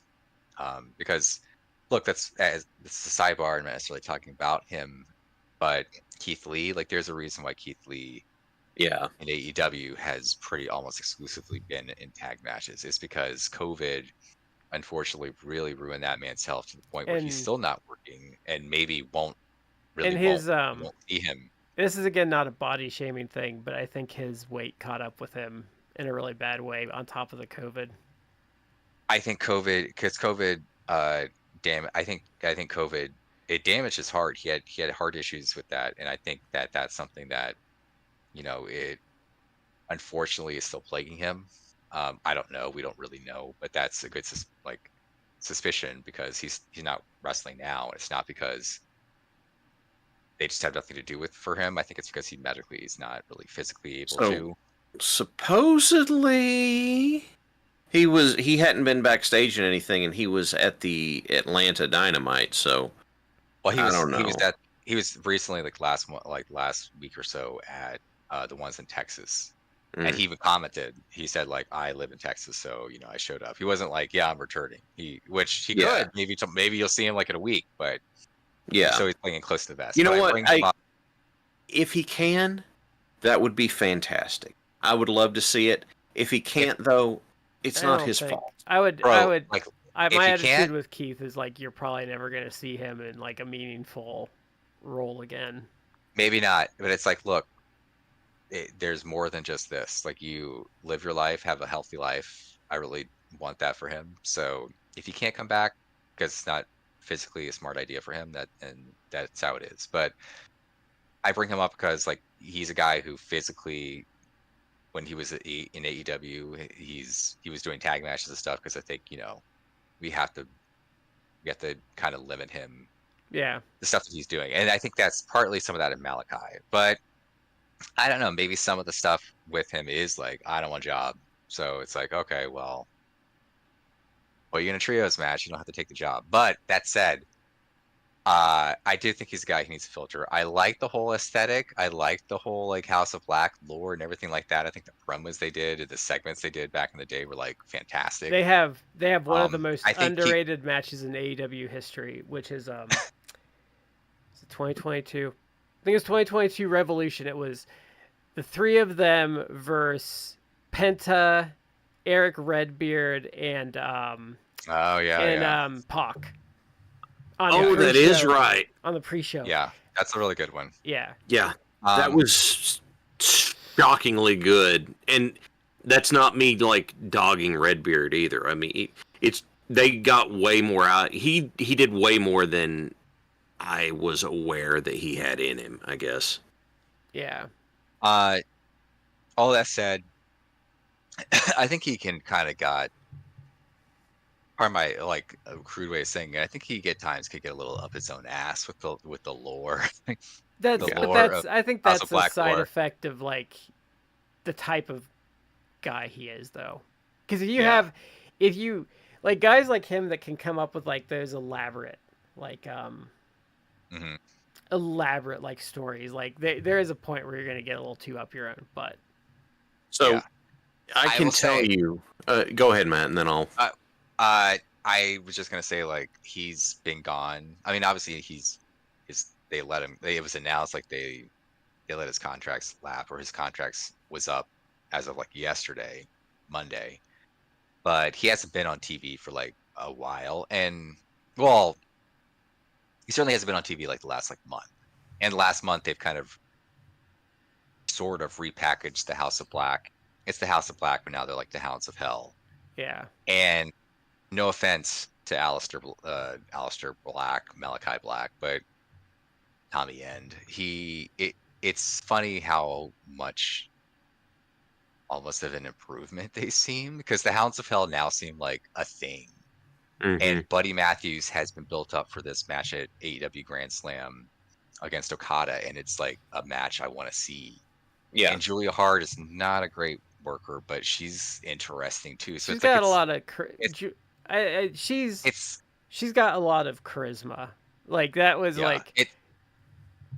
it's I guess my point is, like, no offense to him, but it's funny, like you have these three other performers and you take them out of your lore, and they automatically seem like a bigger deal. So it's like, I think something was this kind of holding them back like a little bit. I think there's something to be said though, that getting like a bit of a repackage in a new direction can really like ignite you when you've been doing the same thing for a couple years. So I think that I think it has been better, but sometimes I do think like a shift in direction, even if it's slightly, can really like invigorate you overnight. I can say I think one thing that people forget is that trying to have deep lore is not something you can just up and do in wrestling. I hate to say it this way, but you have to figure out where your lowest common denominator is so that enough people get what you're trying to do. When I was doing my last gimmick, my crazy hill preacher gimmick, there were people who were calling me by my old gimmick name, because I hadn't been in that company for a long time. And so what I'm trying to do is convey to them, it's like something bad happened and I'm not the same person anymore, right? But where I thought I was being clever, I was being too oblique, too inside baseball. Like, I thought that I was cutting a promo, and in the middle, I'm yelling at somebody doing a promo. In the middle of it, I did like the Fire Walk with Me chant from Twin Peaks. And I was like, how much more clear could I be? And then I was like, how many people watched this damn show, 20 years ago even? It's like, no, I was trying, and if you're trying to be too clever or too far, too inside baseball, no one's going to pick it up. The great example of that is Cody when he came back with the black hair. Yeah. And he couldn't believe people missed it because it was a reference to Return of Superman. And I was reading those comics and Shad was too. We still missed it. Like once he said it, we were like, oh, okay. I could, like, he came back with the bloody nightmare logo and everything, and I was like, like, I didn't put it together that it was supposed to be a Return of Superman thing. I just put it together that it was like I'm coming, I'm coming back from that horrible beating you gave me, and I'm like, I said before, like, what a fucking geek moment. And so, and look, we're all like comic book nerds here on this podcast, the show, and it's like, I'm a nerd and I didn't get this. How do you think, like, how can you be like, oh, no one got this? It's like, why would they get this? Yeah. Like, why? Like, yeah. At least it's just if you watch like Deadpool and Wolverine, there's a lot of like little references in there, but it doesn't live or die by it. Like there's a scene where they're fighting in the car and they turn the radio on and it starts playing the main theme from like Greatest Show. And it's hilarious. But like if you haven't seen the movie or don't know the movie or like know like a Hugh Jackman role, you don't miss anything from it. Yeah. And yeah, the whole movie doesn't live or die off of the obscurity of it. Or knowing like the John Byrne cover that they like did with like him and Hulk. So, it's you get too inside baseball and people aren't going to pick it up. So, are we going to have enough time to do this? That's what I was going to say. We're going to move on because we have our tournament here and it is getting late. And I'm not sure we're going to have enough time to get all the way through it, dude. We might quit after 2 rounds and finish it. So, we have 16 stables here. So God, no way we're getting all the way through it. Holy shit. So, we have our first round matches are the NWO versus Devastation Inc., Nexus versus the First Family, which is Jimmy Hart in Memphis, the Bullet Club versus the Dungeon of Doom, Dangerous Alliance versus the Corporate Ministry, DX versus the Hart Foundation, Heenan Family versus Undisputed Era, Bloodline versus Authority, and the Horsemen versus the Alliance.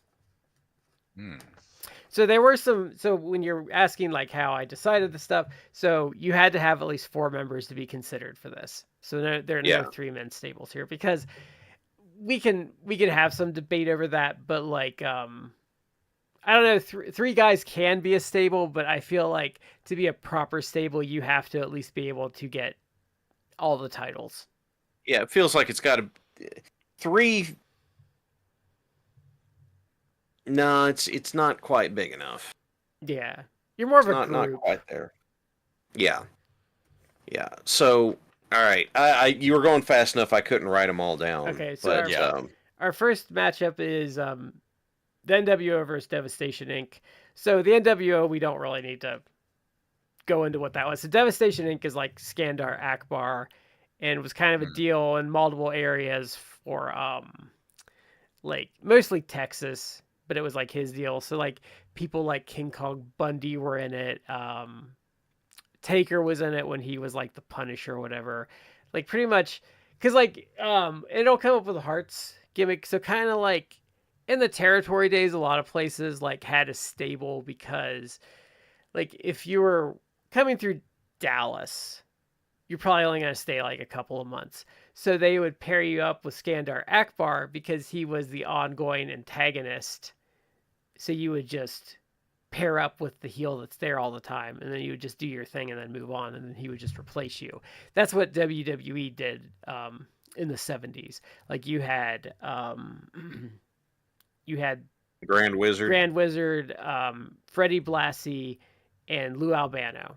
They called them the 3 Wise Men. And if you were a heel, you were always with them. They had their particular type of heel that they would have.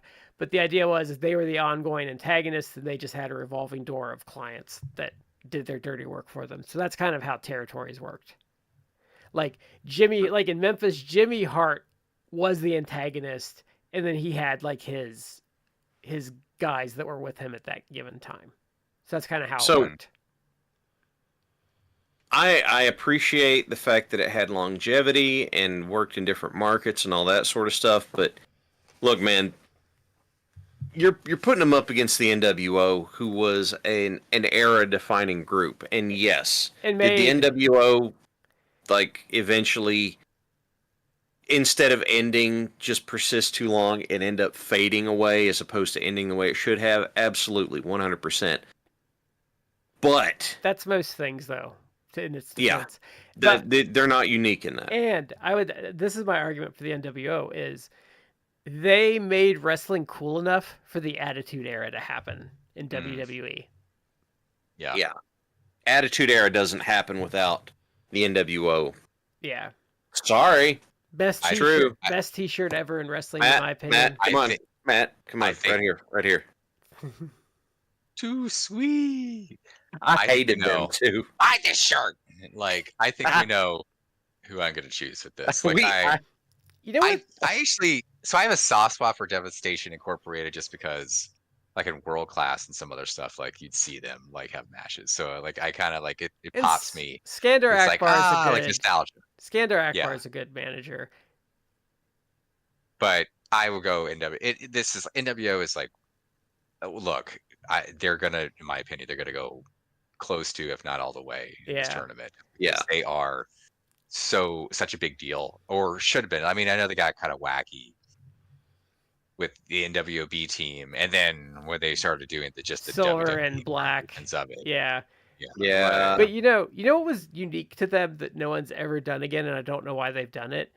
Because it's brilliant, especially when you go back, like those propaganda videos they would do on like, you know, this ad is paid for by the NWO, and it'd just be them talking about how cool they are. Like, no one's ever done that. Like, the concept that they were buying airtime just to like hype themselves up on TV.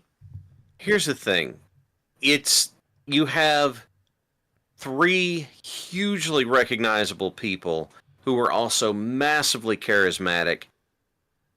You want to try and follow that? You know, good luck, man. Yeah. That's such a tough act to follow. I understand why no one else has done it.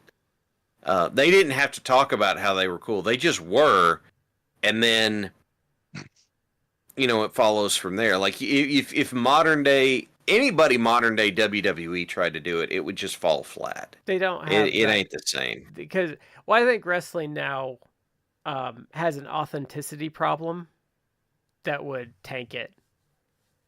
And I don't think wrestling could be cool enough to do it again. Like that's the thing. Like, there was because ECW was successful in like being a little counterculture, and the NWO felt a little subversive and counterculture at the time. Slightly rebellious, yeah. Yeah.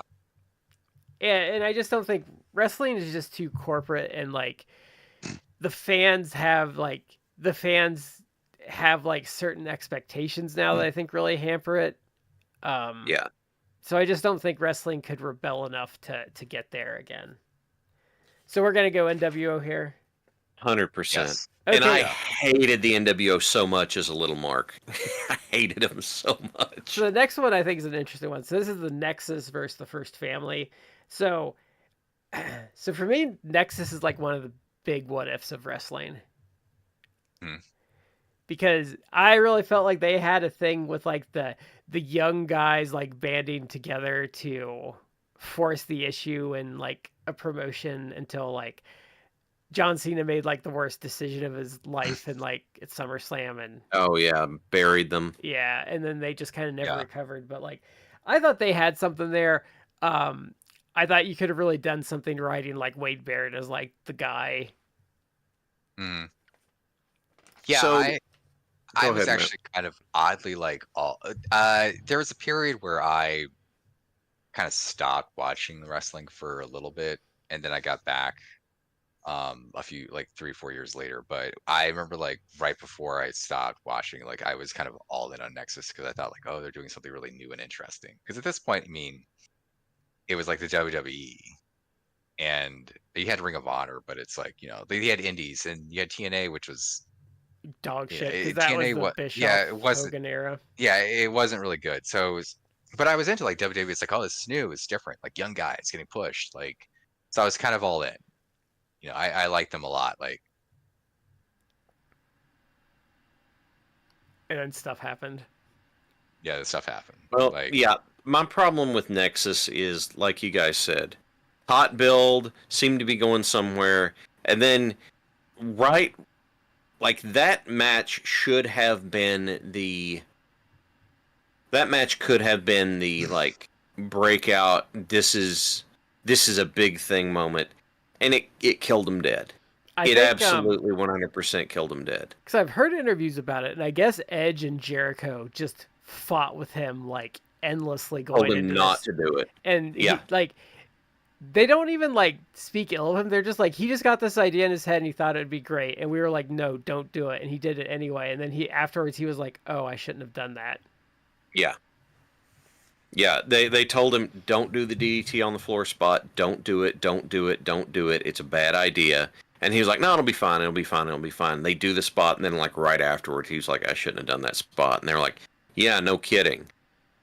Because, I mean, what was it? It was 2-on-1 at that point. He takes the spot outside the ring, and then he comes back and beats both of them. Yeah. It's like, well, okay, yeah, you just pissed all over those two guys.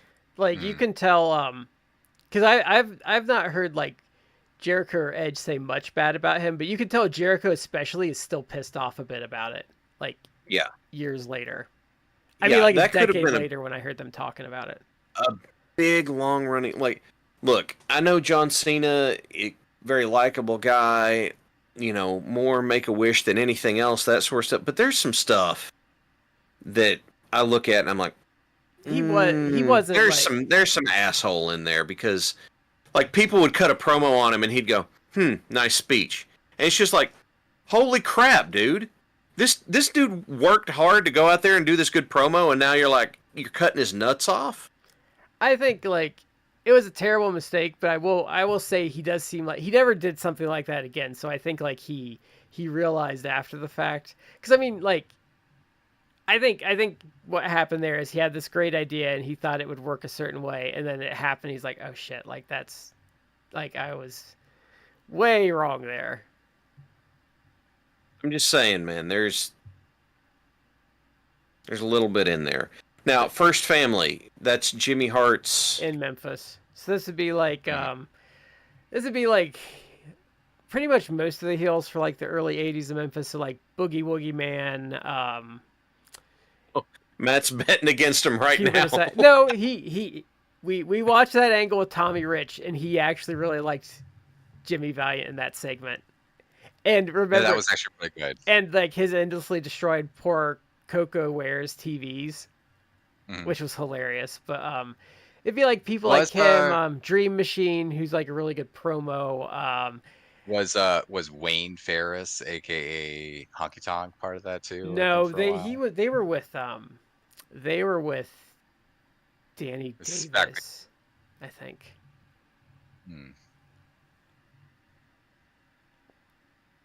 It'd be him. It'd be like Jimmy Valiant. Tojo Yamamoto might have been in there at some point, like the Cuban Assassin. Chick Donovan was in there. Oh, wow, Chick Donovan. Chick Donovan still wrestles. Yeah. That's in 77. He just got a card in Legends of Wrestling. Good segments. He doesn't. I saw a match like he did in, like, the last, like, year or two. Doesn't do spots really. Like, and guys just bump off him, and it's amazing. God bless him. It needs to be said, they had a local hit song with "We Hate School," which Terry Funk then did a cover of for his album in Japan, and it got legit, like, play, like, on local radio there. There's a Freddie Blassie, I think it's Pencil Neck Geek novelty song. I wasn't familiar with that. I don't have heard that. I will say this. Andy Kaufman was probably in there too. Or was, like, loosely affiliated. Chick Donovan, 77 years old, still wrestling, still not on the same level as Mike Jackson. Mike Is Jackson 75. Mike Jackson still does like Still the is like rope in walk great and shape. Yeah, he can still do some stuff, and it's like God. I told my wife like I didn't work out today, and part of the reason why is because like I don't know what I did. I slept wrong or something last night. My hip has been like bothering me all day, and I'm like, come on, man. oh sorry, I'm not that old, but like I slept the wrong way. Like my hip has been like my hip. sorry. It had Getting old. Bobby Eaton was in the first family, and then Coco Hmm. Ware, who teamed with Bobby Eaton in a really underrated tag team as Sweet Brown Sugar, Oh yeah. was in the first family.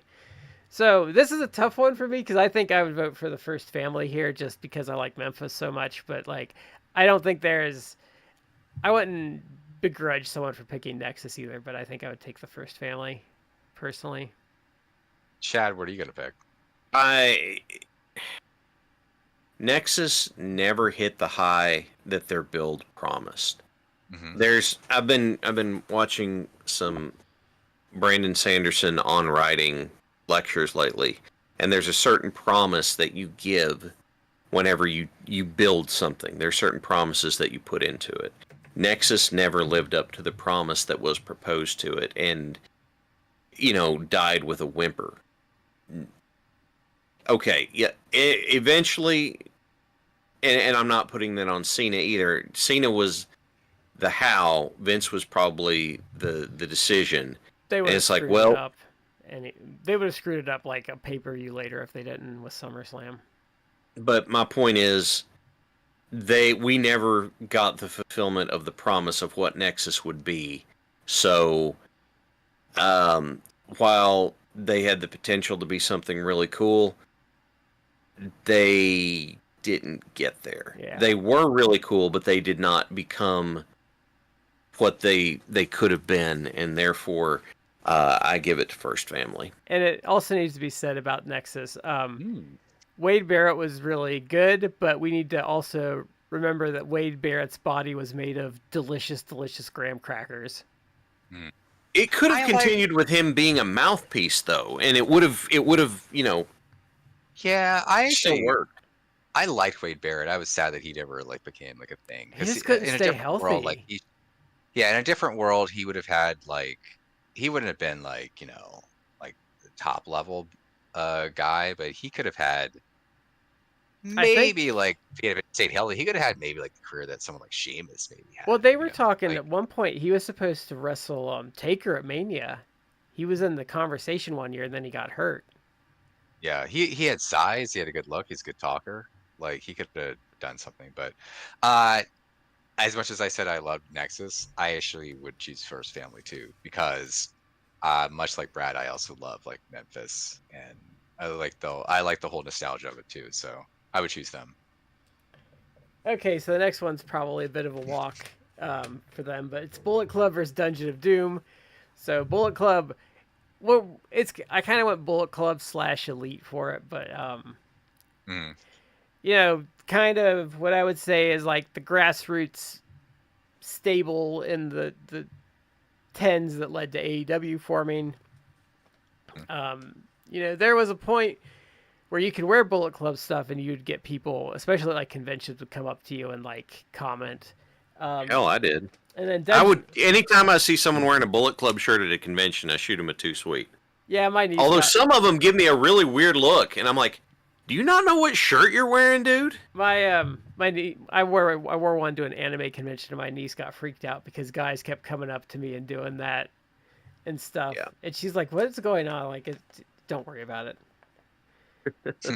Don't worry. If about you it. know, you know. Yeah. So Dungeon of Look. Doom would also be what I would call some of the worst crap I've ever seen. Yeah, this is a walk, dude. Like, Dungeon of Doom was It's hokey and bad. it was. I mean, if you've listened to at this point many years ago, if you listen to old episodes of The Lapsed Fan, you can kind of hear some of the discussion from Dave Meltzer and other people about how when Hogan came in, Like they really probably at Hogan's insistence just redid in the mid '90s, redid the '80s like Hogan like comic book monster heels, but also comic book like cliched villains, and it's like, yeah, this was crap. Like, and even it had like pretty good workers like Bubba Rogers like doing stuff for John Tenta, and it's like, I'm the Shark. It's like, Shark, sure, come on, doing that shit. like I'm not a fish. Like, Yeah. okay. Yeah. It was ridiculous. And but, the booty man is the Zodiac. There's I saw Kevin Sullivan shoot on it, and he pretty much said like he pretty much had to do this to get Hogan to like trust him, but also to see it doesn't work anymore, so that he could get him to do something actually good after that. I mean, I understand, but then on the other hand, that don't make it any better. No, right. But I mean, if they, I think in the grand scheme of things, though, if you had to do this dog shit for a year to actually get Hogan in a place to do like the NWO Hogan, like, this is not defending it. I'm just saying, like, if I had to do the Dungeon of Doom to get the NWO, I would do the Dungeon of Doom, like, as a booker. Like, if you told me, like, hey, you have to do this really god-awful angle for a year, but afterwards you get to do this, I'd be like, okay, I'll do it. I mean, yeah, there are times you've got to walk through some crap in order to get somewhere, but then on the other hand, it's like, that doesn't make this any good, so... Oh, no, I'm not saying it's good. I'm saying, though, if I was a booker and you told me that, I'd be like, okay. No. Oh, and the Yeti, I think, was in the Dungeon of Doom. The Yeti. Yes, he was. Yeah. Yeah. He sure was. Okay, so we're going Bullet Club there because... Of course. Yeah, fuck the Dungeon of Doom. He doesn't even have to be like the elite Bullet Club. Like, yeah, we don't have to specify anything. Like, honestly, I think I obviously speak highly of people like John Tenta, even like Kevin Sullivan, who wasn't, I think could have been better than he was at points, but it's like, I would still take even like the Bad Luck Fale, Chase Owen, take a Leo version of Bullet Club over Dungeon of Doom. Speaking of someone with consistent lore that I figured out is Kevin Sullivan's like whole satanic jargon had like consistency across territories and stuff. Like it had like yeah, that was like a consistent. So speaking of, he got a little up his butt sometimes too. I think his thick Boston accent made it better. Okay, so this one's going to be another quick one. So, Dangerous Alliance with the Corporate Ministry. So, I did not know how to, like, parse this one because I felt like the corporation and the ministry were important parts of the Attitude Era. Like, I probably should have just put the corporation. But I kind of mixed, like, what their combined version. I really should have just put the corporation, shouldn't I have? So, take this either way. Corporate Ministry, corporation. I probably should have done the corporation. But it's...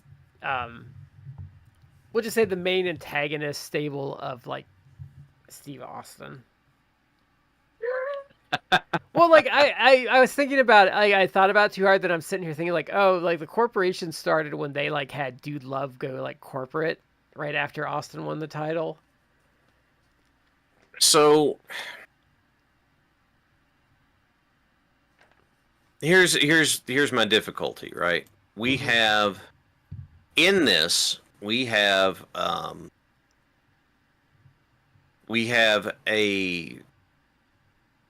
you have a popcorn blockbuster against a critically acclaimed like mid-tier film, like commercially. So let me see. They never the Dangerous Alliance never involved the world title, right? Rude had the U.S. title, I think. Rude won it post. Yeah. So we have the team up again. Rude was a huge star. Austin was a rising star. Arn was always consistent. Zbyszko was established. Around. Established. That's a good established. Bobby Eaton was established.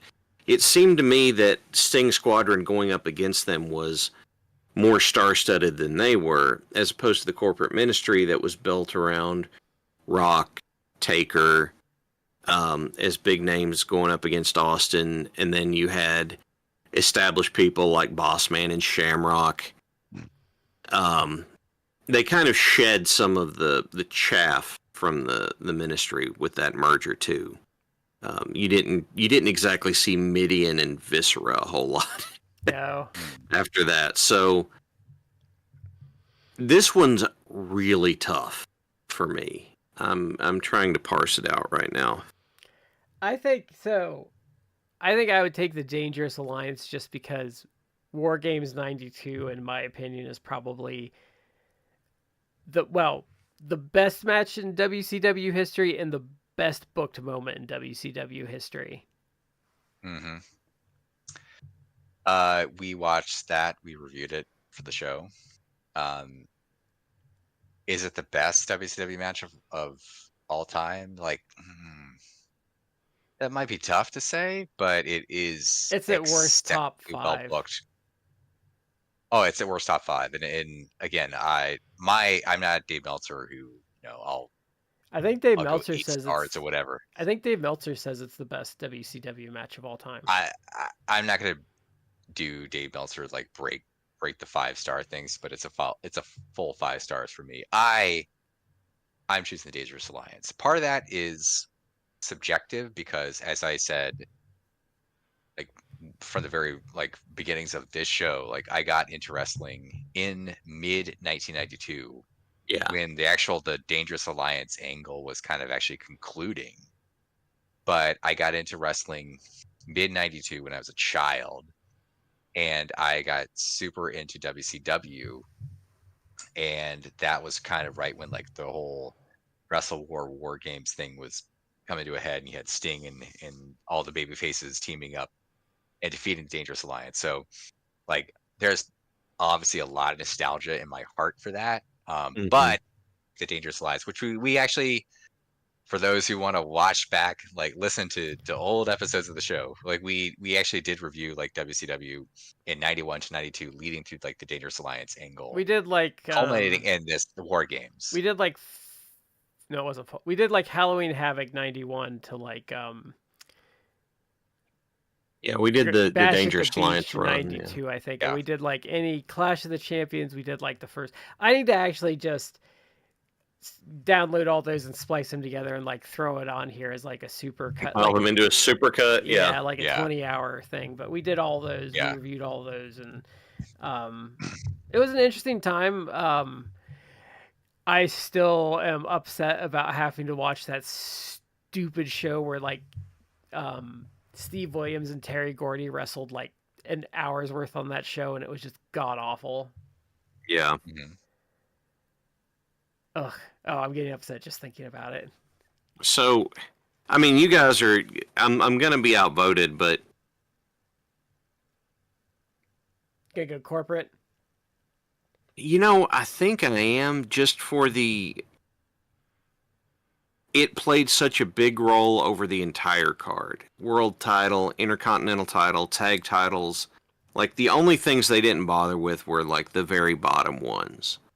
And so I would, but I am outvoted here. I think Shane had the European title at that time, though. Did he have the European or the hardcore? European. Because Okay. I think Bossman would have had the hardcore about then. And Shamrock had the Intercontinental, and you're right, because he had it was the European title feud with Test, I think. Yeah. So, yeah, it was a stable that was defining things all the way up and down the card. And that's pretty big stuff, so Yeah. that's why I'm there. Okay, so our next one. This one's, I don't know how I'm going to vote on this one. So this is DX against the Hart Foundation.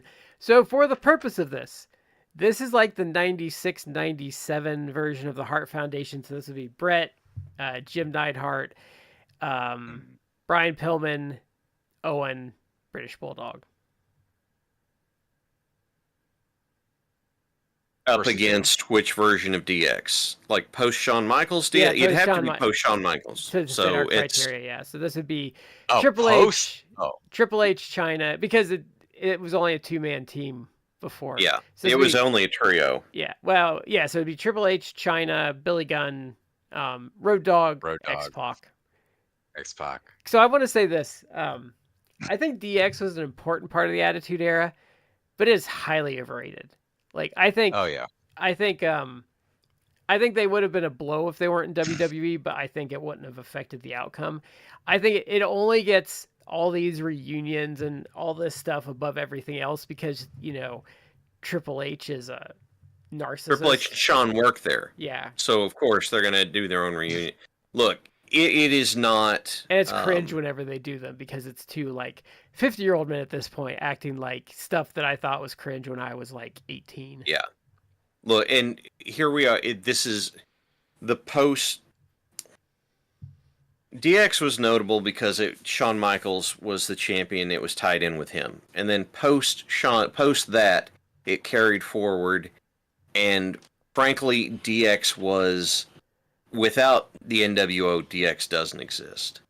So I do not hold DX as an entity in high esteem. They were around, they were doing stuff. Also, they did in a time when even in the late 90s, knowing full well this is not cool, maybe not as much as it would be responded to now, but they did an entire blackface segment. Like, what the hell? Right? Hey, look, Triple H would still tell you that's high comedy. Probably. At this point, I'm so pissed off I forgot who they were up against. That was the Nation. No. In the bracket. Oh, Hart Foundation. Oh, so I would slightly disagree with Brad in the sense that I do think DX is a little better than I think he thinks, and I do think they were a little more important than he's saying. But I also agree that they're vastly overrated, both in terms of how good they were and their importance in winning the ratings war against WCW. And just in general, I didn't really care for DX. I think Triple H is not a bad worker, but was really excessive. Well, I mean, he was had a DX. I think the problem is when I think of DX in that era, he was the third most over member of DX, in my opinion, because Sean Waltman and Road Dogg were I think what made that, because you had Road Dogg's promos, and then Sean Waltman was a really great worker, and he was super over at the time because his 98 and 99 are really underrated working years, for the matches he was having, and especially in a company that was such obvious dog shit at the time. Everything in that, they wanted everybody to do Austin style of main event, and that was not what needed to happen. And he really stood out, but I don't think Triple H was the third most over member. We can discuss China, but I would say it was Waltman and Road Dogg were the cogs that made that work, in my opinion. I'm just gonna say that it's the only reason that DX gets so many reunions is the fact that the people that were in it are still there. They did that with the Shield. The Shield had more reunions than their original run, so it's not so much that it was that great. It's just that they won't let it. Well, I was gonna say, I think the Shield though is also because that was the last thing that really worked there before the Bloodline. So I'm saying Hart Foundation for this one. Okay, so I'm gonna say all that about. I'm also saying Hart Foundation. Okay. I was gonna go against. I was gonna go against you guys and say I would want to vote for the Hart Foundation, but I'm gonna be fair, even though I hate Triple H, and just say DX, just because reasons, mostly to try and be unbiased. But we'll put Hart Foundation. I'm gonna go Hart Foundation just because I understand all those things about DX, and if you want to say how, I guess in some respects more who is the more important, probably DX. But I think with the Hart Foundation though, the quality of matches they were having in '97 helped their turnaround. When you're saying the Hart, I'm talking the Hart Foundation of Brett, Owen, Davey, Jim Neidhart, Brian Pillman. It's not done. Like that, those five, like the talent level there, and how good they were in that, even in just like the 1 year, it's like nah, like they would, for me, like they win over DX. Like And I think that even the 1 year or so, they were better than DX ever was. and they, like I said, I think like some of the matches they had in '97 were uncharacteristically good for WWF at the time and helped them turn it around because it gave them like a very stark contrast to what WCW could be, especially in the main event. Okay, Yeah, I can see that. okay, so the next one, this one's going to be a quick one. So this is the Heenan family versus Undisputed Era. We're going with WWF one. I don't know if he was actually like, there was like a Heenan family in AWA, but so this would be pretty much Heenan and his guys. So you're talking like Andre, Rick Rude, King Kong Bundy, I think. King Haku, Yeah, Harley Race. Hercules Hernandez for a while. Noted Hall of Fame legend, the Red Rooster. Brainbusters, right too, right? Yeah, Like, Brainbusters were his. versus who? Undisputed Era. So that'd be Cole, Roderick, and O'Reilly and Bobby Fish. Look, again, maybe nostalgia, but I'm gonna choose Heenan family. I mean, Yeah. Like- Undisputed Era was the top stable in a developmental company that was getting its lunch eaten by the rival promotion on a weekly basis for 2 And years. nothing changed for Undisputed Era. What were they in? Three least. annual War Games matches? At least. It's like, come on, man. Honest to God, seriously? Like, no. I'm going with Heenan family. Yeah, no. Okay, this next one's going to be a fun one. So this is a Bloodline versus the Authority. I'm just going to say, I'm going to take the Bloodline because I fucking hated the Authority era, and the dumbest thing they ever did, and we've bitched about this numerous times, and I'm going to get Shad wound up about this, but they did this whole Survivor Series with Dolph Ziggler, and then they immediately undid it because John Cena, like, let the Authority reform. But, like, they did this, if you haven't seen it, so they did this Survivor Series where Big Show, like, turns on them, and they eliminate everyone from the good guy side, and then Dolph Ziggler fights his way back and survives, slowly gets everyone out of the match as the crowd gets more and more behind him, and then Sting shows up at the end and he wins the match, and he's pretty Sting much keeps Triple H from cheating. Dolph wins it. They had God right here. You see, right here, you know where it was? It was right there. They had a brand new superstar in the palm of their hands, and the very next night, Just they crapped all over it. They forced him to walk out on TV and piss it all away. You could just see like his overness like drop instantaneously. They forced him to piss on his own potential. Because he did that. I did this for the fans thing, blah blah blah. And Yeah, then, I just want to entertain people. It's like, okay, no. and then they had the Authority. They had the Authority At come worst- back because Cena like At was. worst, the Bloodline was boring and went on too long. But it wasn't that. It's just like, At least no. like as boring as the Bloodline can be, like the way the Authority kept going just started to defy logic, and like at least the Bloodline, at least they're infighting, so it's boring, but at least like them still being a thing like makes logistical sense. Because it's just the guys that were in the group infighting for power now versus like, oh, we need to find some way where the Authority was supposed to disband. Like, how do we keep them going? Because Stephanie and Triple H need to be on TV some more. yeah, no, I'm not voting for the Authority. Yeah, I'm going Bloodline. They can I'm They going can kiss- Bloodline. they can kiss the darkest part of my white ass. I knew I was gonna piss you off talking about the Dolph Ziggler thing. That's why I put it in there. Yeah. Oh god. Okay, so last matchup is the Horsemen versus the the Alliance. I mean, this isn't even Which alliance are you talking about? the WCW ECW Alliance. Horsemen. Yeah, Horsemen. Yeah, easy. Revolutionary Group. 1986 is a great year. Flair, Tully, and the Andersons is a great group. I could watch the Andersons wreck poor jobbers like over and over and over again. And the was the hammerlock suplex is an underrated move. Oh yeah. Chad, you should have done that back in your day. I didn't. I don't think I had people who would have taken it. Well, that's lame. Yeah. I think I want to say like the last time I saw a dude give a hammerlock, because I think I want to. I feel like Dax gave it when he had that match like a year or so ago with Tom Billington. I feel like he did the hammerlock. Yeah, I think like, he did. Slam.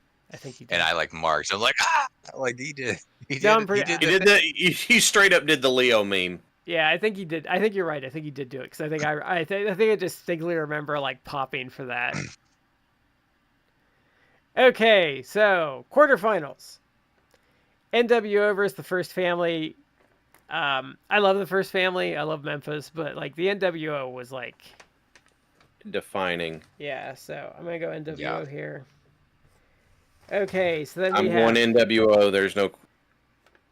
this one's gonna be like my children fighting here. So this is the Bullet Club versus the Dangerous Alliance.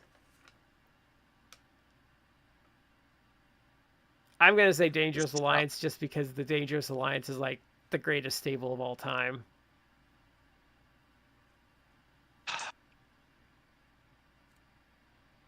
Dad, what are you gonna choose? I need to think. Here's the thing. This is my children fighting. These are my children fighting. Here's what I have to do. This would be harder for me if it was the elite section of the Bullet Club as opposed to the Bullet Club as a whole. And the Bullet Club as a whole has had really high highs with, Prince Devitt, aka Finn Balor, and AJ Styles, and Kenny and the Bucks, and so on and so forth. They've also had some low points. Where, and what the reason I'm saying this is because I got to come down to something to win this out between the two of them. And the Dangerous Alliance was consistent quality its whole run. So I'm going Dangerous Alliance, even if it's down to inches. And can I make a plea for the Dangerous Alliance ahead of the semifinal match, which I'm going to bring up again? The Dangerous Alliance ended on a high note and ended properly, which is hard, which a lot of staples do not have. It had a proper beginning, middle, and end as a program. Shad, you're going Dangerous Alliance. Yeah.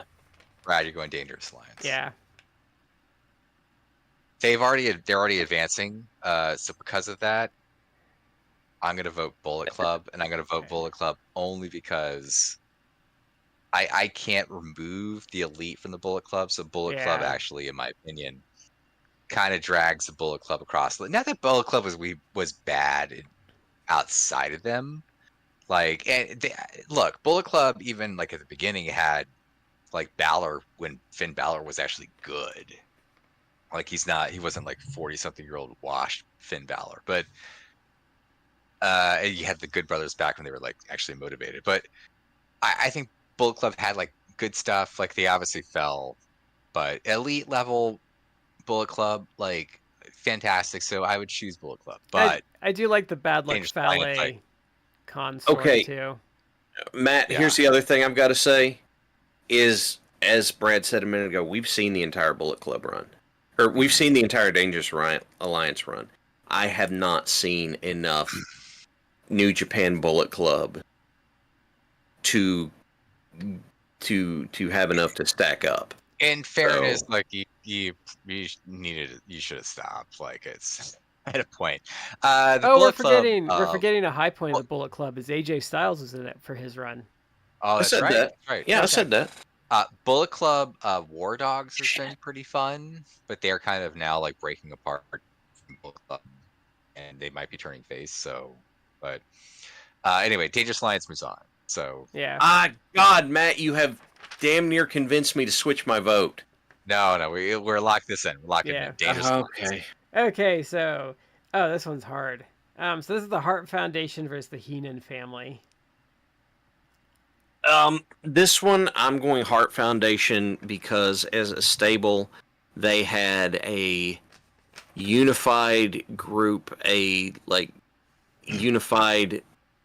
obviously unified theme. Like they had a cohesion, whereas the Heenan family, in comparison to the Hart It was a Foundation, client list. it was a collection of people managed by Bobby Heenan. Yeah. So I go Hart Foundation as a stable.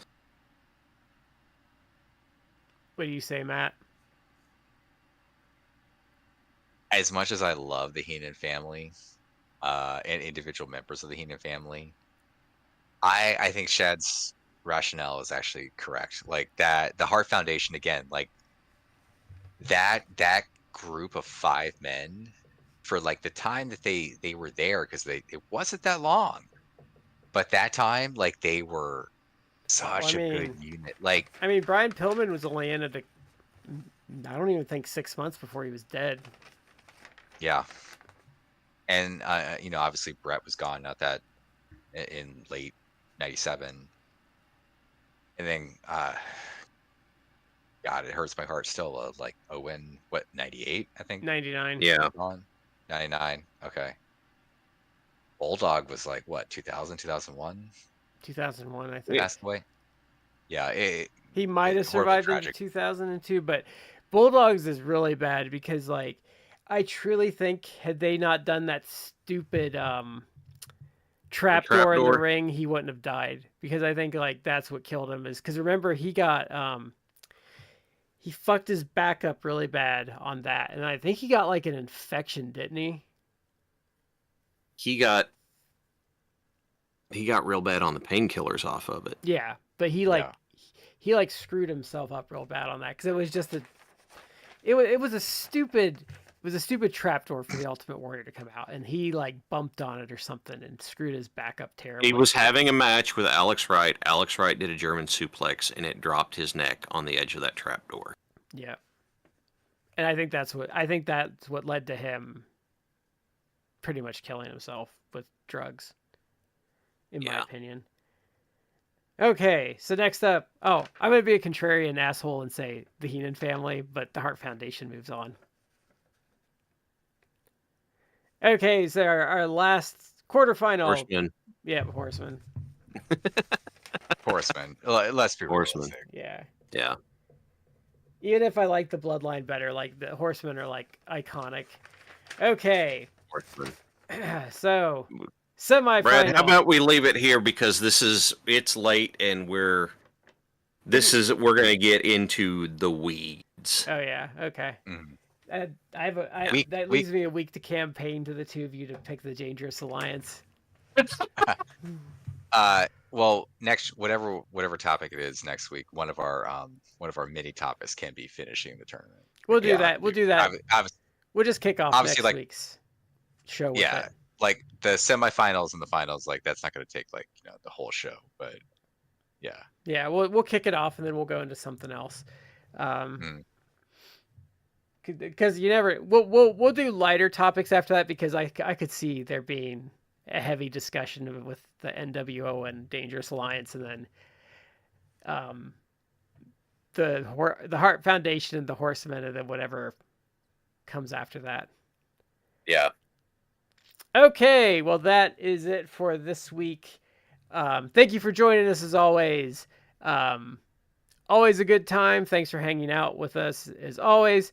And we will catch you next time. I am going to put on the remember thing for Shad's friend. So catch you next week, and we're going to go right to that now.